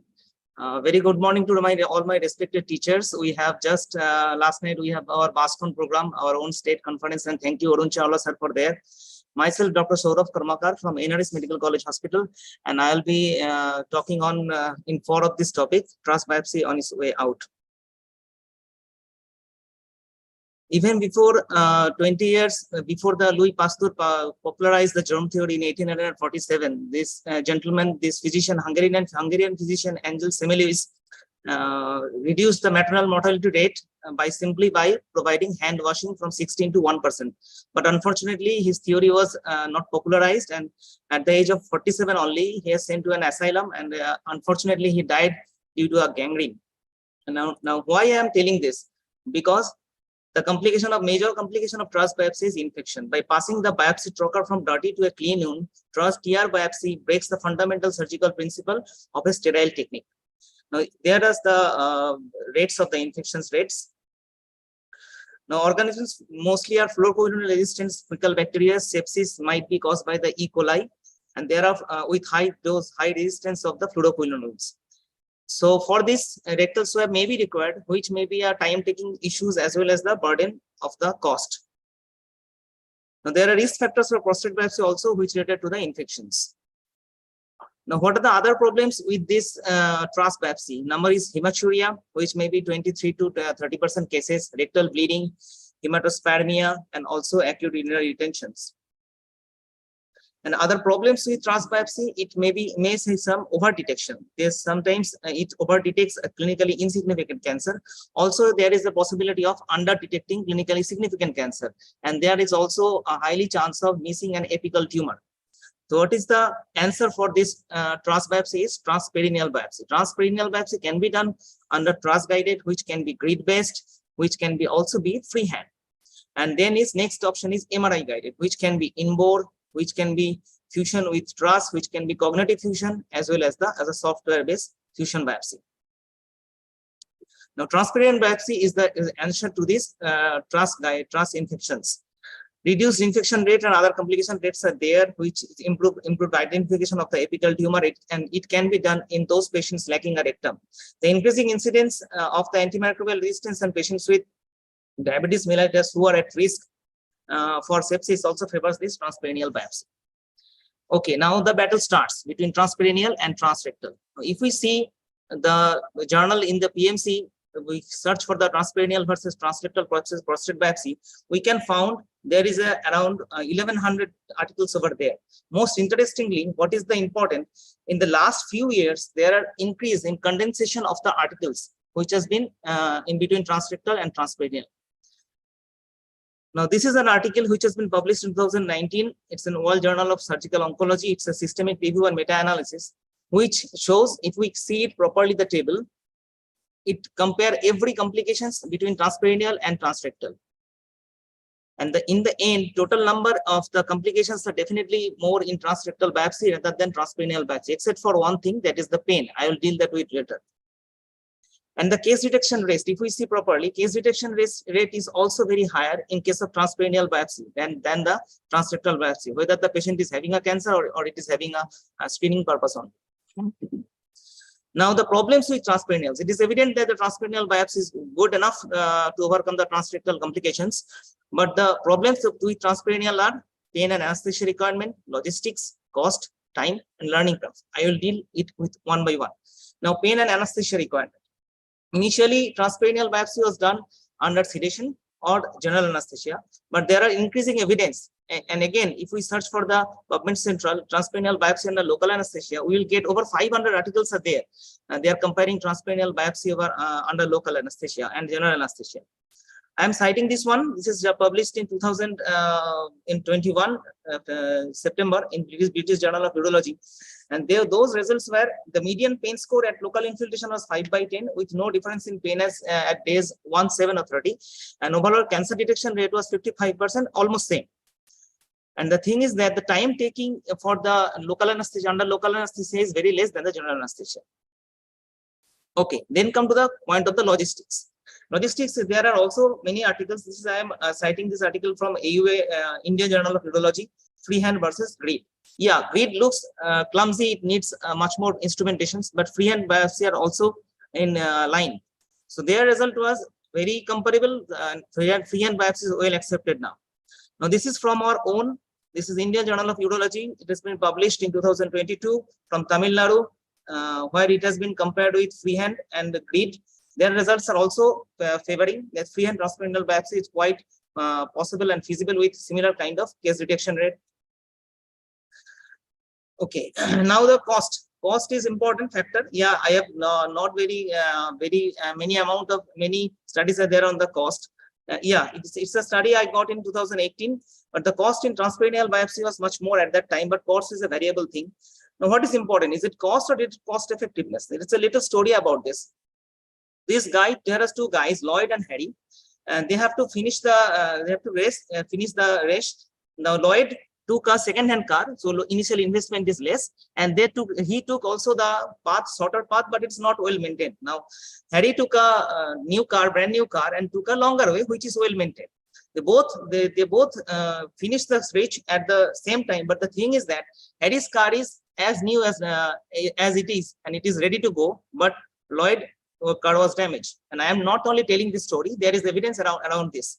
I have got one study which has been published in Science Direct, systemic review. It's a systemic review of cost effectiveness models of the prostate cancer. And their result was at least total of 7 out of the 8 studies favoring this transperineal biopsy rather than the transrectal biopsy in matter of the cost effectiveness. Now the learning curve. Okay, the learning curve, I got this journal from the AUA publications in 2022. Learning curve of transperineal biopsy. The learning curve of transperineal biopsy is around 20 cases. In transrectal biopsy, it is around 12 cases. So only 8 cases or more for this transperineal biopsy. So can we overcome the problems? Anesthesia, yes, it can be done under local anesthesia. Logistics, not needed now. Freehand can be done. Cost, it is much more cost effective than the transrectal. And the time definitely is less time taking. And then the learning curve is slightly bit more, but it's acceptable. So well, now this, what is Exit 2020? In USA, there was it has been a movement, TR exit, transrectal exit.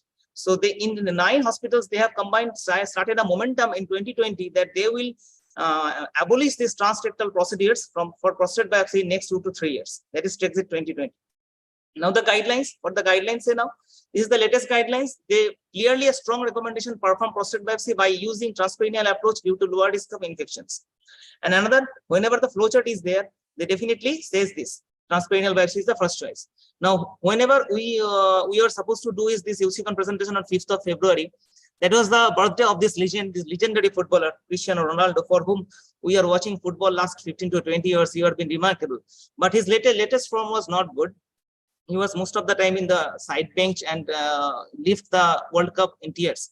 But future is looking promising with this player at the age of 23 years of age.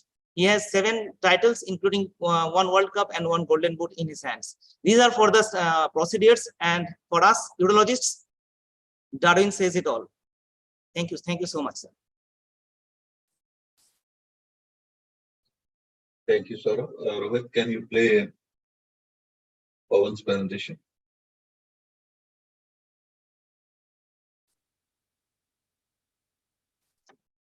Saurabh, can you stop sharing your screen? Yeah, Saurabh, please stop sharing your screen.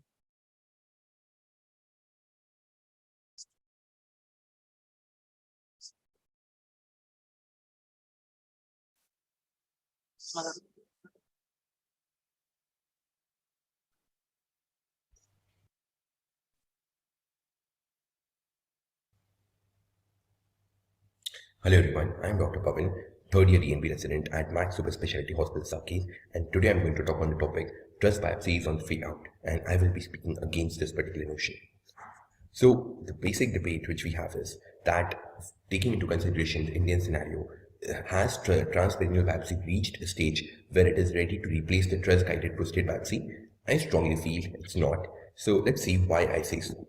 So for this, we will have the following considerations. The considerations are the cancer detection rate, the complication and the infection risk, the cost, and the convenience of the procedure. Let's have a look at them one by one. When we talk about the cancer detection rate, well, yes, transperineal biopsy is better to detect the tumors of the anterior zone.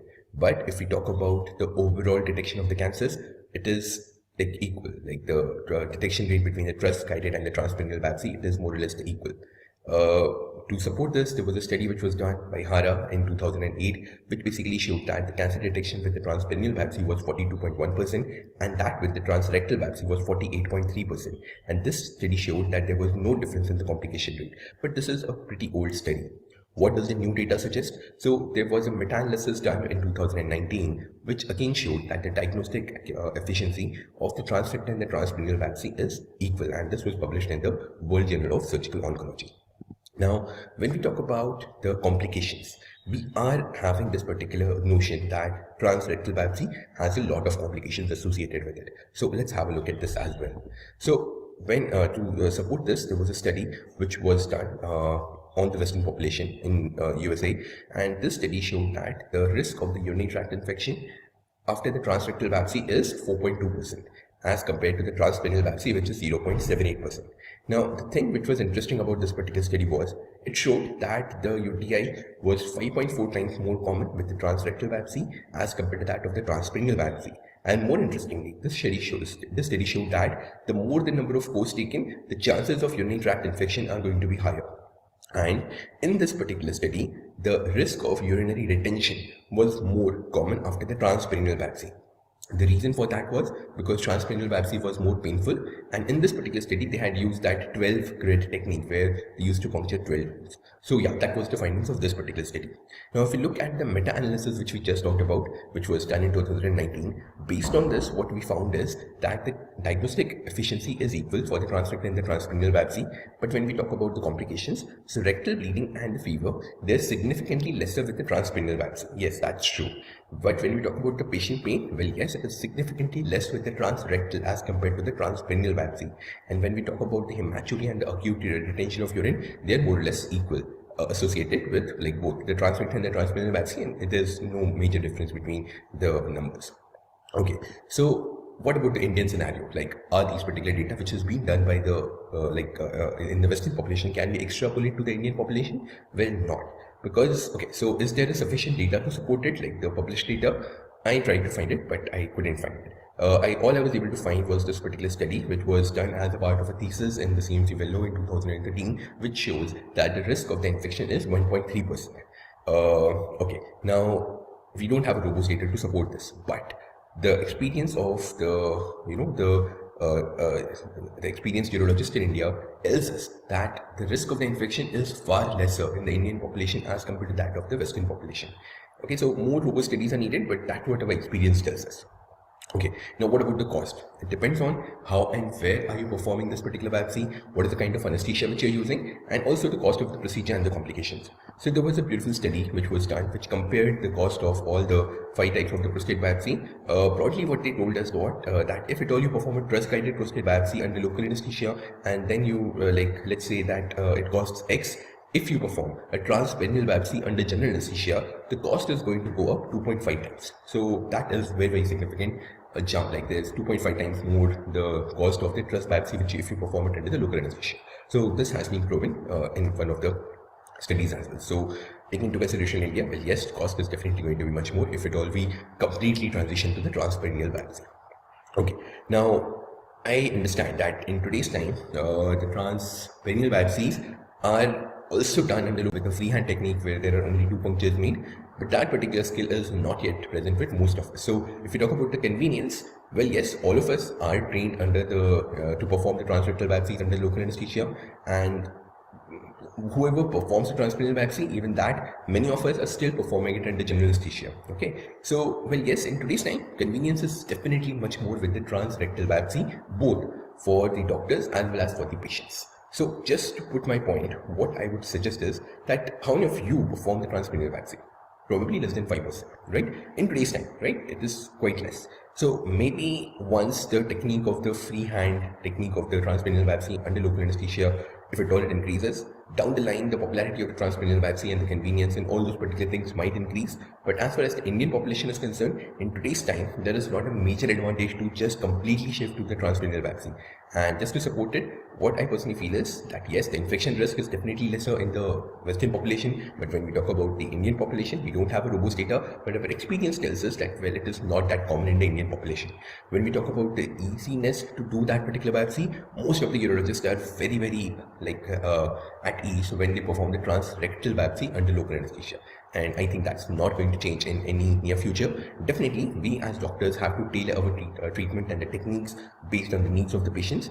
But as far as the relevance of the transrectal biopsy is concerned, it is not going to go away in near future. And that's why I say that trust biopsy is not on the way out as of now. Thank you.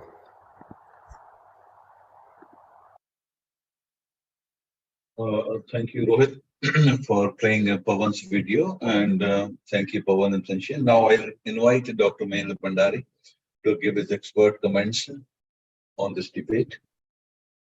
At the outset, I must compliment Arun for choosing this subject because this is very relevant for Indian circumstances, whereas by and large it has been solved in the West.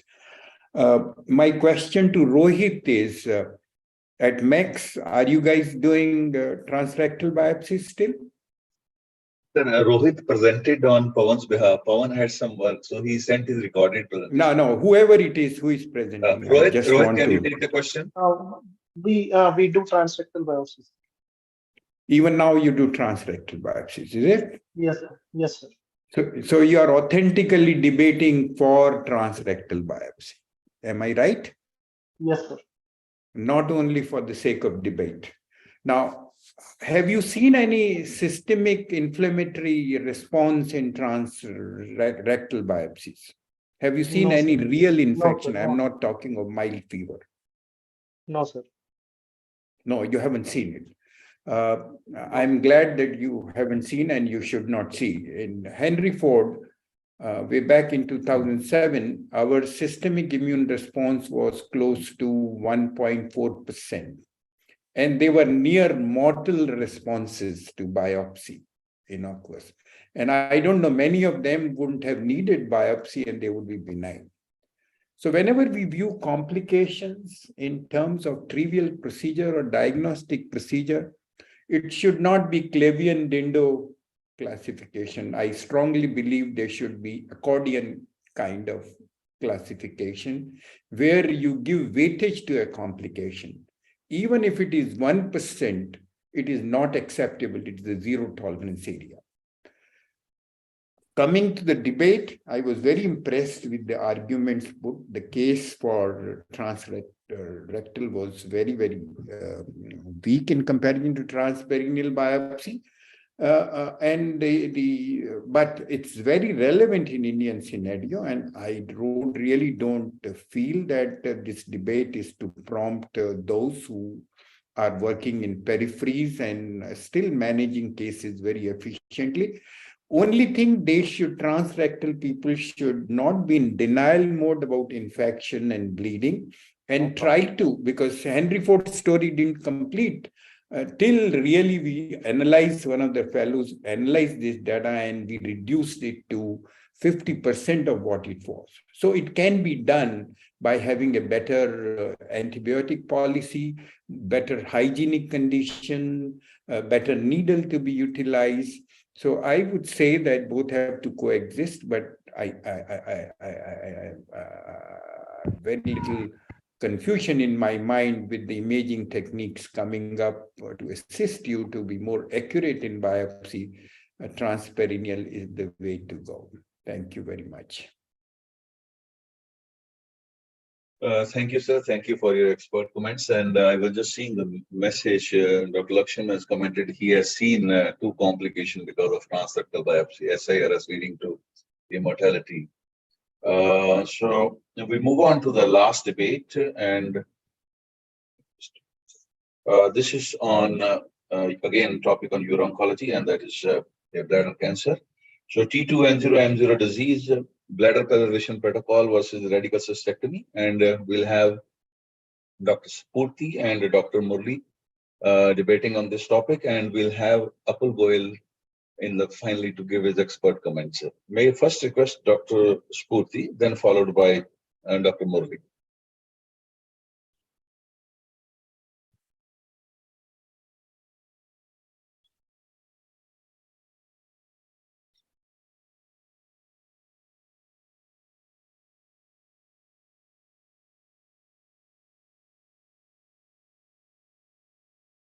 Spurti, yeah, please go ahead. Full screen and go ahead.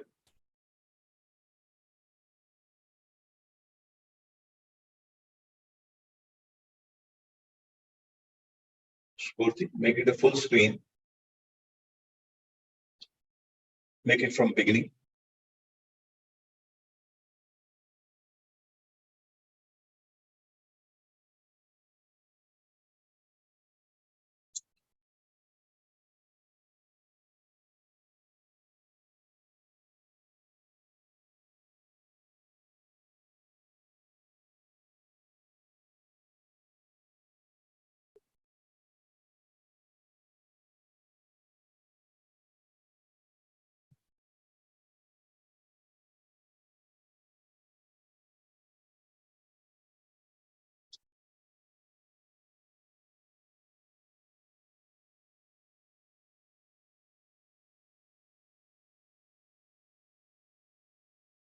Spurti, one, your presentation is masked by some other window which is got open. You need to close this window.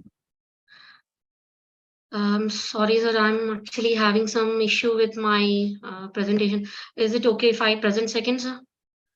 Yes, no issues. Or you can forward to me. I'll pray from my end and you can keep talking, okay? Yes, sir. I'm so sorry. Yeah.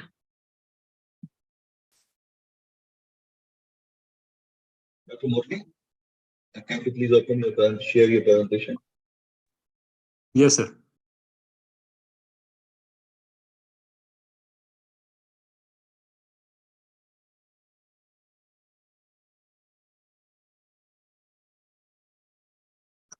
Am I audible, sir? Yes, you are. You are good to go. Please go ahead. A very good morning to all my colleagues and senior faculty members. Today's topic of debate is whether to go ahead with a radical cystectomy for a case of MIBC T2N0M0. I will be speaking for the topic. I'm Dr. Murli, senior resident at PGI Chandigarh. So while I was preparing for this debate, there was this patient who was admitted at our ward. So this was a case who underwent a bladder preservation protocol, and she had some complication following that. So I thought I would just open my debate with this particular case scenario. So she was a 32-year-old female who initially presented with a history of hematuria in Jan 2022. He was on evaluation detected to have bladder mass with histopathology suggestive of muscle invasive bladder carcinoma. He was managed with a chemoradiotherapy with a full response. Check CP, routine check CP in September showed no growth. However, a follow-up PET CT showed an right external iliac lymph node with PET avidity. And further FNAC was done from this node and which showed to be metastatic, and further surgery was planned with a robot-assisted lymph node dissection. So what followed was almost a 3-hour surgery in which we managed to just isolate and remove that single node.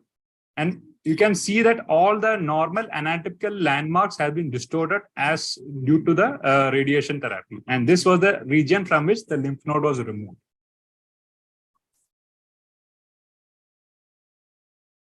So the question is, why choose cystectomy? Now, to a forum of urologists, this question would appear as a no-brainer. But some of my fellow colleagues need some more convincing. So I'll go ahead with the presentation. So in this era of evidence-based medicine, if you look as per guidelines, whether it being NCCN guidelines or EAU guidelines, radical cystectomy is given as a primary treatment option for T2, T3 or T4 disease. And as per EAU, it advises to offer radical cystectomy to patient with T2, T4, N0, M0 or high risk, also in high risk, non-invasive bladder cancer with a strong strength rating. So why has radical cystectomy proven lasted the test of time? So in this study, which followed up at almost 1,000 patients of invasive bladder carcinoma who underwent radical cystectomy, it showed that, like in our index patient, which is a T2 N0 disease, the 5-year recurrence-free survival and 10-year recurrence-free survival is almost to the tune of 85 to 90%. Whereas the overall survival is almost to the tune of 77% in 5 years, for 5 years. Now, there is always the discrepancy as whether the disease is actually T2. And we also know that there is a discrepancy between the radiological staging and histological staging.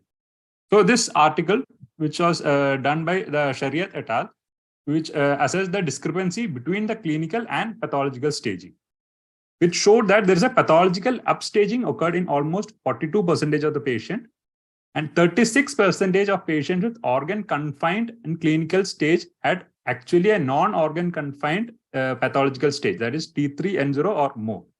And also these upstage patients were at a significantly higher risk for disease recurrence and bladder cancer specific death. So we know that as part of radical cystectomy, we also go ahead with a lymphadenectomy.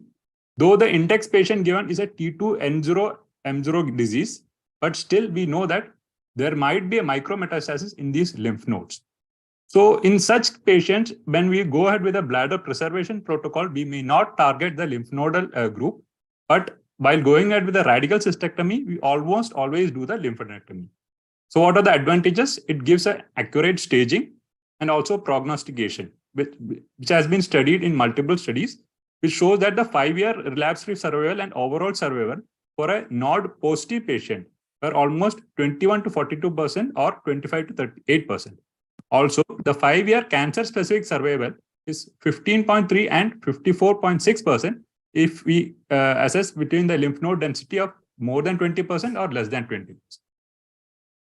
Also, there is a survival benefit of undergoing lymphadenectomy. 15 to 20% of node positive patients were cured with surgery alone. Removal of more than 15 nodes were significantly associated with better survival, and also a greater nodal yield is associated with better survival even in an N0 patient, as has been studied by the Morgan et al. So what about the quality of life? Now, this has been taken from the latest EAU guidelines in March 2022. So after undergoing a radical cystectomy, there's an initial deterioration in the overall health-related quality of life, but 12 months post-surgery, the quality of life are equal or even better than baseline. And it does not matter whether we make a continent or an incontinent urinary diversion, because there is no difference in the health-related quality of life. Now, there is a single line given for bladder preservation treatment in which they states that the questionnaire return rate for a bladder sparing treatment at 1 and 5 years was 70 and 60%, as the remaining patients had either a recurrence or had to undergo a salvage radical cystectomy. So if all the evidence is for radical cystectomy, then why are we having this debate? Now, the issue is that the morbidity that is associated with such a major surgery. So is there anything we can do to prevent this? Yes, of course. Now, all of us would know that the latest is the enhanced recovery after surgery, especially in a radical cystectomy patient. So it has shown that it has decreased the significant early and also the 90-day postoperative complication rate. Also, another meta-analysis which showed that it lowered the 30-day readmission rate in while we follow the ERAS group, and also there's a shorter length of stay, a faster return to bowel function in patients following the ERAS protocol. Also, a robot-assisted radical cystectomy with an intracorporeal neobladder, it's no more a rare surgery. There are multiple case series, and I am sure many of our senior faculty would be doing it also. So this is a comparison between the radical cystectomy and a patient of robot-assisted radical cystectomy with an intracorporeal conduit. So this Cochrane analysis between robot-assisted and open radical cystectomy showed that it is almost equivalent in time to recurrence and major complication, but minor complication, transfusion rate, and hospital stay were much more better in case of robot cystectomy. And also the quality of life was similar, and positive margin rates are also similar when comparing between robotic cystectomy and open cystectomy. And another main issue following radical cystectomy is the sexual dysfunction following the surgery. Now, there are few cases in which patients would be eligible to undergo a prostate preserving radical cystectomy, in which both the issues of continence and erectile dysfunction will be addressed. Now, this study which compared compared the radical cystectomy standard versus the prostate preserving showed that in the prostate preserving group, there was a better continence and better erectile functions. Also, the survival, the cancer survival, and the relapse-free survival were similar between the both groups. Now, going ahead with why you should not go ahead with a bladder preservation protocol. We all know that patients would have to undergo multiple sessions of chemotherapy with its associated complications, and also patients undergoing radiation to pelvic have a pelvic radiation disease, which almost all of us have seen a post-radiation coming to our OPD with recurrent hematuria and clot retention. So these patients would have to then again and again come to the hospital with its associated complications. Also, not to mention that patients undergoing a bladder preservation protocol will have to undergo every 3 monthly check cystoscopy, versus a patient with radical cystectomy who will have to just undergo a normal routine cross-sectional imaging. Now, this study compared the survival outcome and cost associated between the radical cystectomy and trimodal therapy for patients with MIBC, and the study concluded that trimodality therapy was associated with a significantly decreased overall survival and cancer-specific survival, as well as almost 300 million in excess spending in 2011. So this had an important health policy implication as per the article. Now, we know that patients of undergoing a bladder preservation protocol will at some time may need to undergo a salvage cystectomy. So this was a systemic review and meta-analysis of patients undergoing salvage cystectomy after bladder preservation protocol. So almost around 20% of patients had to undergo salvage cystectomy in 5 years. This was from a meta-analysis for almost 6,000 patients. Now, in these salvage cystectomy cases, the overall complication rates was almost to the tune of 70%. And also, this was the non-response to trimodality treatment was almost 15%, and local recurrence after trimodality treatment was almost 28%. And after the salvage cystectomy, the 5-year disease-free survival is just 54%. Now, if you remember the first slide in which I showed that over a radical cystectomy, the 5-year disease-free survival is almost the tune of 90%. So, my friends, what do you choose? Do you want to undergo a single procedure and then remain tension-free, or you want to undergo multiple procedures and live in fear of a complication later on? Thank you, sir. Thank you, Bobby. Spurti, if you are comfortable, just sharing your screen. Yes, sir. Yes, sir. Good morning, everyone.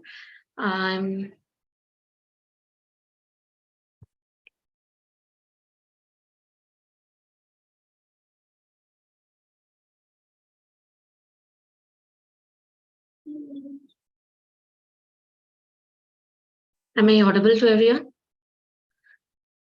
Yeah, you are well audible, Spurti. Please go ahead. Make it full screen and go ahead. Yes, sir. Very good morning to everyone, the esteemed members of the faculty and my colleagues. I'm very sorry about the mishap before. I'm Dr. V. Spurti, urology resident from IKDRC, Ahmedabad, Gujarat University of Transplantation Sciences. Today, my argument is for bladder preservation protocol in T2 muscle invasive bladder carcinoma. So just a brief thing, what is T2?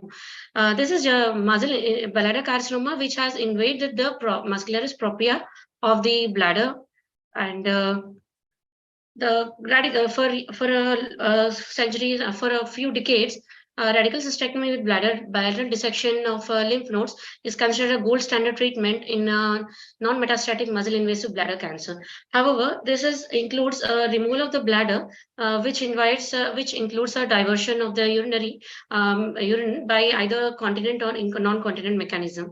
This actually has a very substantial impairment on the quality of life of the patient, and there is significant. It is also associated with significant risk of perioperative complications and mortality. And what is bladder preservation? This has a potential for it's a potential alternative for radical cystectomy, and there are two distinct populations in which this is a very advantageous thing, such as in case wherein the patient is of high operative risk, and when patients who have very limited burden of disease with adequate bladder function and who are highly motivated to preserve their bladder function. What are the treatment options which include the bladder preservation? This could include a partial cystectomy, or radiation monotherapy, radical transurethral resection, or trimodal therapy.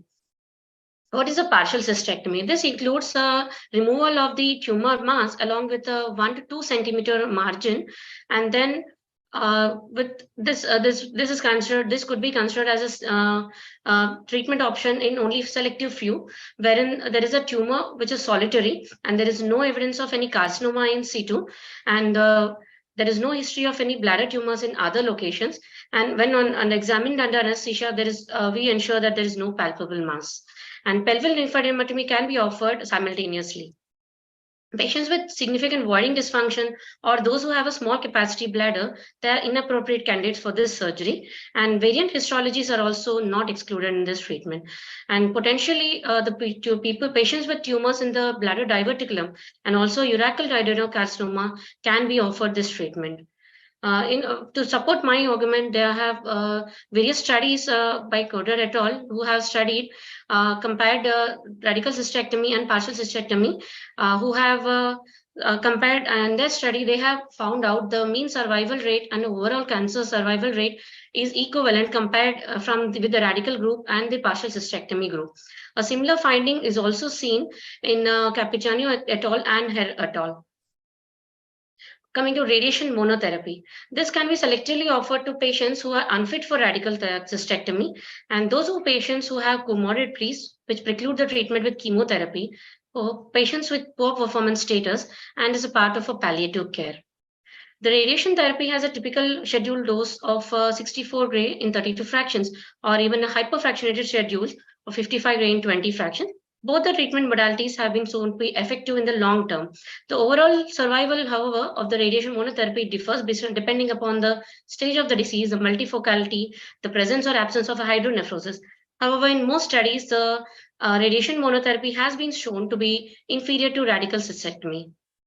Coming to radical transurethral resection, can be offered to very highly selected patients whose tumor is less than 3 centimeters.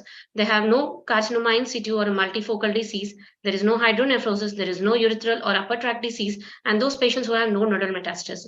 However, the major limitation of this clinical T2 staging is that approximately 25% of these patients may have occult nodal metastasis, and occult extravesical disease is also present in a high percentage of these patients. On almost 9 to 40% of these patients, they have T3 and T4 disease in the final cystectomy specimen. The radical cystectomy consists of complete maximal resection of the tumor, followed by wide resection of the tumor site at 3 months and 6 months. And the patients are kept on a periodic surveillance for 3-monthly protocol for 2 years, 6-monthly for 3 years, and annually thereafter. However, this treatment alone as a single modality is considered under treatment in more than 50% of the patients with T2 disease by clinical method. Coming to the trimodality management, this is one of the most widely studied and one of the most oncologically favorable studied regime, which consists of maximal transurethral resection of the bladder tumor along with concurrent radiosensitizing chemotherapy with radiotherapy. However, we need a very careful and meticulous patient selection. The patient should have a good baseline bladder function, and the tumor should be unifocal, less than 3 centimeters, with possible complete resection of the tumor. And they should not have a prior history of pelvic radiotherapy and absence of high-risk features such as extensive carcinoma in situ and hydronephrosis, and negative bed biopsies at initial transurethral resection or negative restaging transurethral biopsy. The protocol consists of maximal TURBT followed by a chemoradiation, which has either a split course or a continuous course therapy. The radiotherapy is started after 4 to 8 weeks of TURBT, which consists of a concurrent platinum-based chemotherapy, either with cisplatin or carboplatin, based on the patient's renal function. And the follow-up, patient is kept on 3-monthly follow-up, every observation for the first 3 years and 6 months thereafter. Post-treatment, the patient is followed by proper medical history, a physical examination, a urine cytology, cystoscopy 3-monthly, and a radiological evaluation either by CT or MRI. And what about recurrences? When we have any non-muscle invasive recurrences in these patients, we can either go for transurethral biopsy followed by intravesical therapy. Or if the patient has a muscle invasive recurrence, or if there is a persistent, the patient is offered a radical cystectomy. Or if there is a distant failure, there's a combination of cisplatin and gemcitabine as a first-line chemotherapy. In the various studies which have been conducted from 2001 to 2011, they have offered the studied patients who have undergone radical cystectomy versus trimodal therapy. The trimodal therapy has not been shown to be inferior to radical cystectomy. And the main important advantage of the trimodal therapy compared to radical is that quality of life is high, and the patients who are initially fit for surgery will have been having better survival than those who are unfit. And the patients who are unfit for surgery, who have poor performance states, they all had a poor outcome, which was overall survival rate is less. And there's a new modality of the treatment, which also has been quoted in a written 2019 article by Toshiki et al. This tetramodal bladder sparing therapy consists of maximal transurethral resection of the bladder tumor, along with induction chemotherapy, followed by consolidative partial cystectomy, along with pelvic lymph node dissection. In their study, they have studied 154 patients who have undergone maximal TURBT followed by induction chemotherapy. After the chemotherapy, the patients are identified for the response to chemotherapy, whether there's complete remission or there is any remnant or any advancing. Those patients who have had complete remission or they have remnant of PTA disease, they have been offered partial cystectomy along with pelvic lymph node dissection. And they have been around 29 patients who have not responding to therapy, of which 19 patients have opted for salvage radiotherapy, and the remaining patients, 4 of them had metastatic disease, and some of them have opted for no further therapy. In this patient, when do we do a consolidative partial cystectomy? Those patients who have complete remission, how do we call a complete remission? When there is any absence of residual tumor, or where there is only a small remnant tumor which is non-invasive, and this estimation is done by cystoscopy and MRI, and it is performed before initial TUR biopsy and also after induction chemotherapy. This method, in their study, they have found that this treatment modality had favorable oncological outcomes, and the quality of life and with preserved bladder function was very important to most of the patients. And consolidative therapy, it may have contributed to lower muscle invasive recurrence rate without any bladder function impairment. To conclude, we can give a bladder sparing therapy to majority of the patients with T2. However, we should have strict, the treatment should be individualized, and it should be offered as a multimodality treatment, and it can be offered to a surgically unfit patient and highly motivated patients who have interested for their preservation of their bladder and the quality of life. And however, this should always be explained with due risk, and the patient should be kept on a strict follow-up. Thank you. Thanks, Purti, for your excellent presentation. Dr. Apul, can you join as expert for this debate? Thank you, sir. First, a few comments on the presentation. Spurti, your presentation was like, what is bladder preservation protocol? You mentioned the various bladder preservation protocols that are available, how they are done, and probably a little bit of results of all these bladder preservation protocols.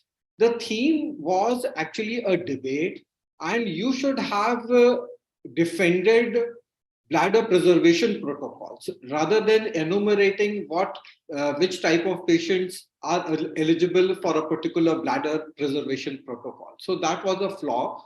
Murli, your presentation was relevant, and but you have to remember, actually all the complications that are mentioned in the literature, they come from high volume centers. So the concern, so radical cystectomy in a small setup may have higher complications as compared to radical cystectomy being performed in a high volume center. So we need to remember that. Also, you showed a slide on cost effectiveness. So again, this data comes from Western countries where the cost implications are different, very, very much different from what are there in India. There was also a slide telling the side effects of chemotherapy, but today, with neoadjuvant chemotherapy being one of the standard methods of treatment, when you are contemplating radical cystectomy, neoadjuvant chemotherapy, many centers give it. And of course, the complications of chemotherapy remain. So overall, it was a good debate, and I thank USI and Indian School of Urology for this opportunity. Thank you so much. Thank you very much. Before we close this, I'll invite Dr. Sabnis to give his comments and closing remarks. Dr. Sabnis, are you there, sir? Dr. Sabnis?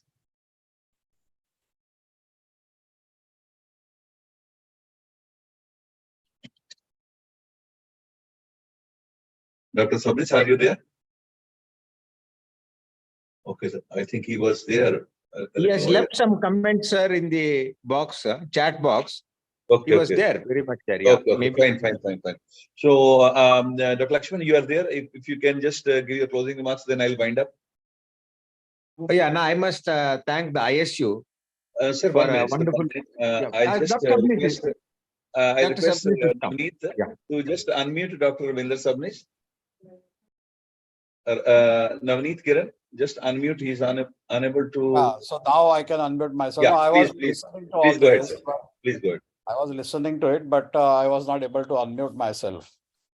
So anyway, I think this was a nice program, and I must compliment Dr. Chawla for this wonderful program. We had planned this program on Sunday. You see on the attractive program.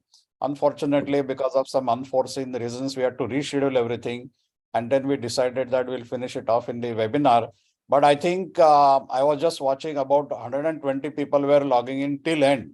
So which itself shows that the interest which is generated by this whole program, all presenters did it extremely well.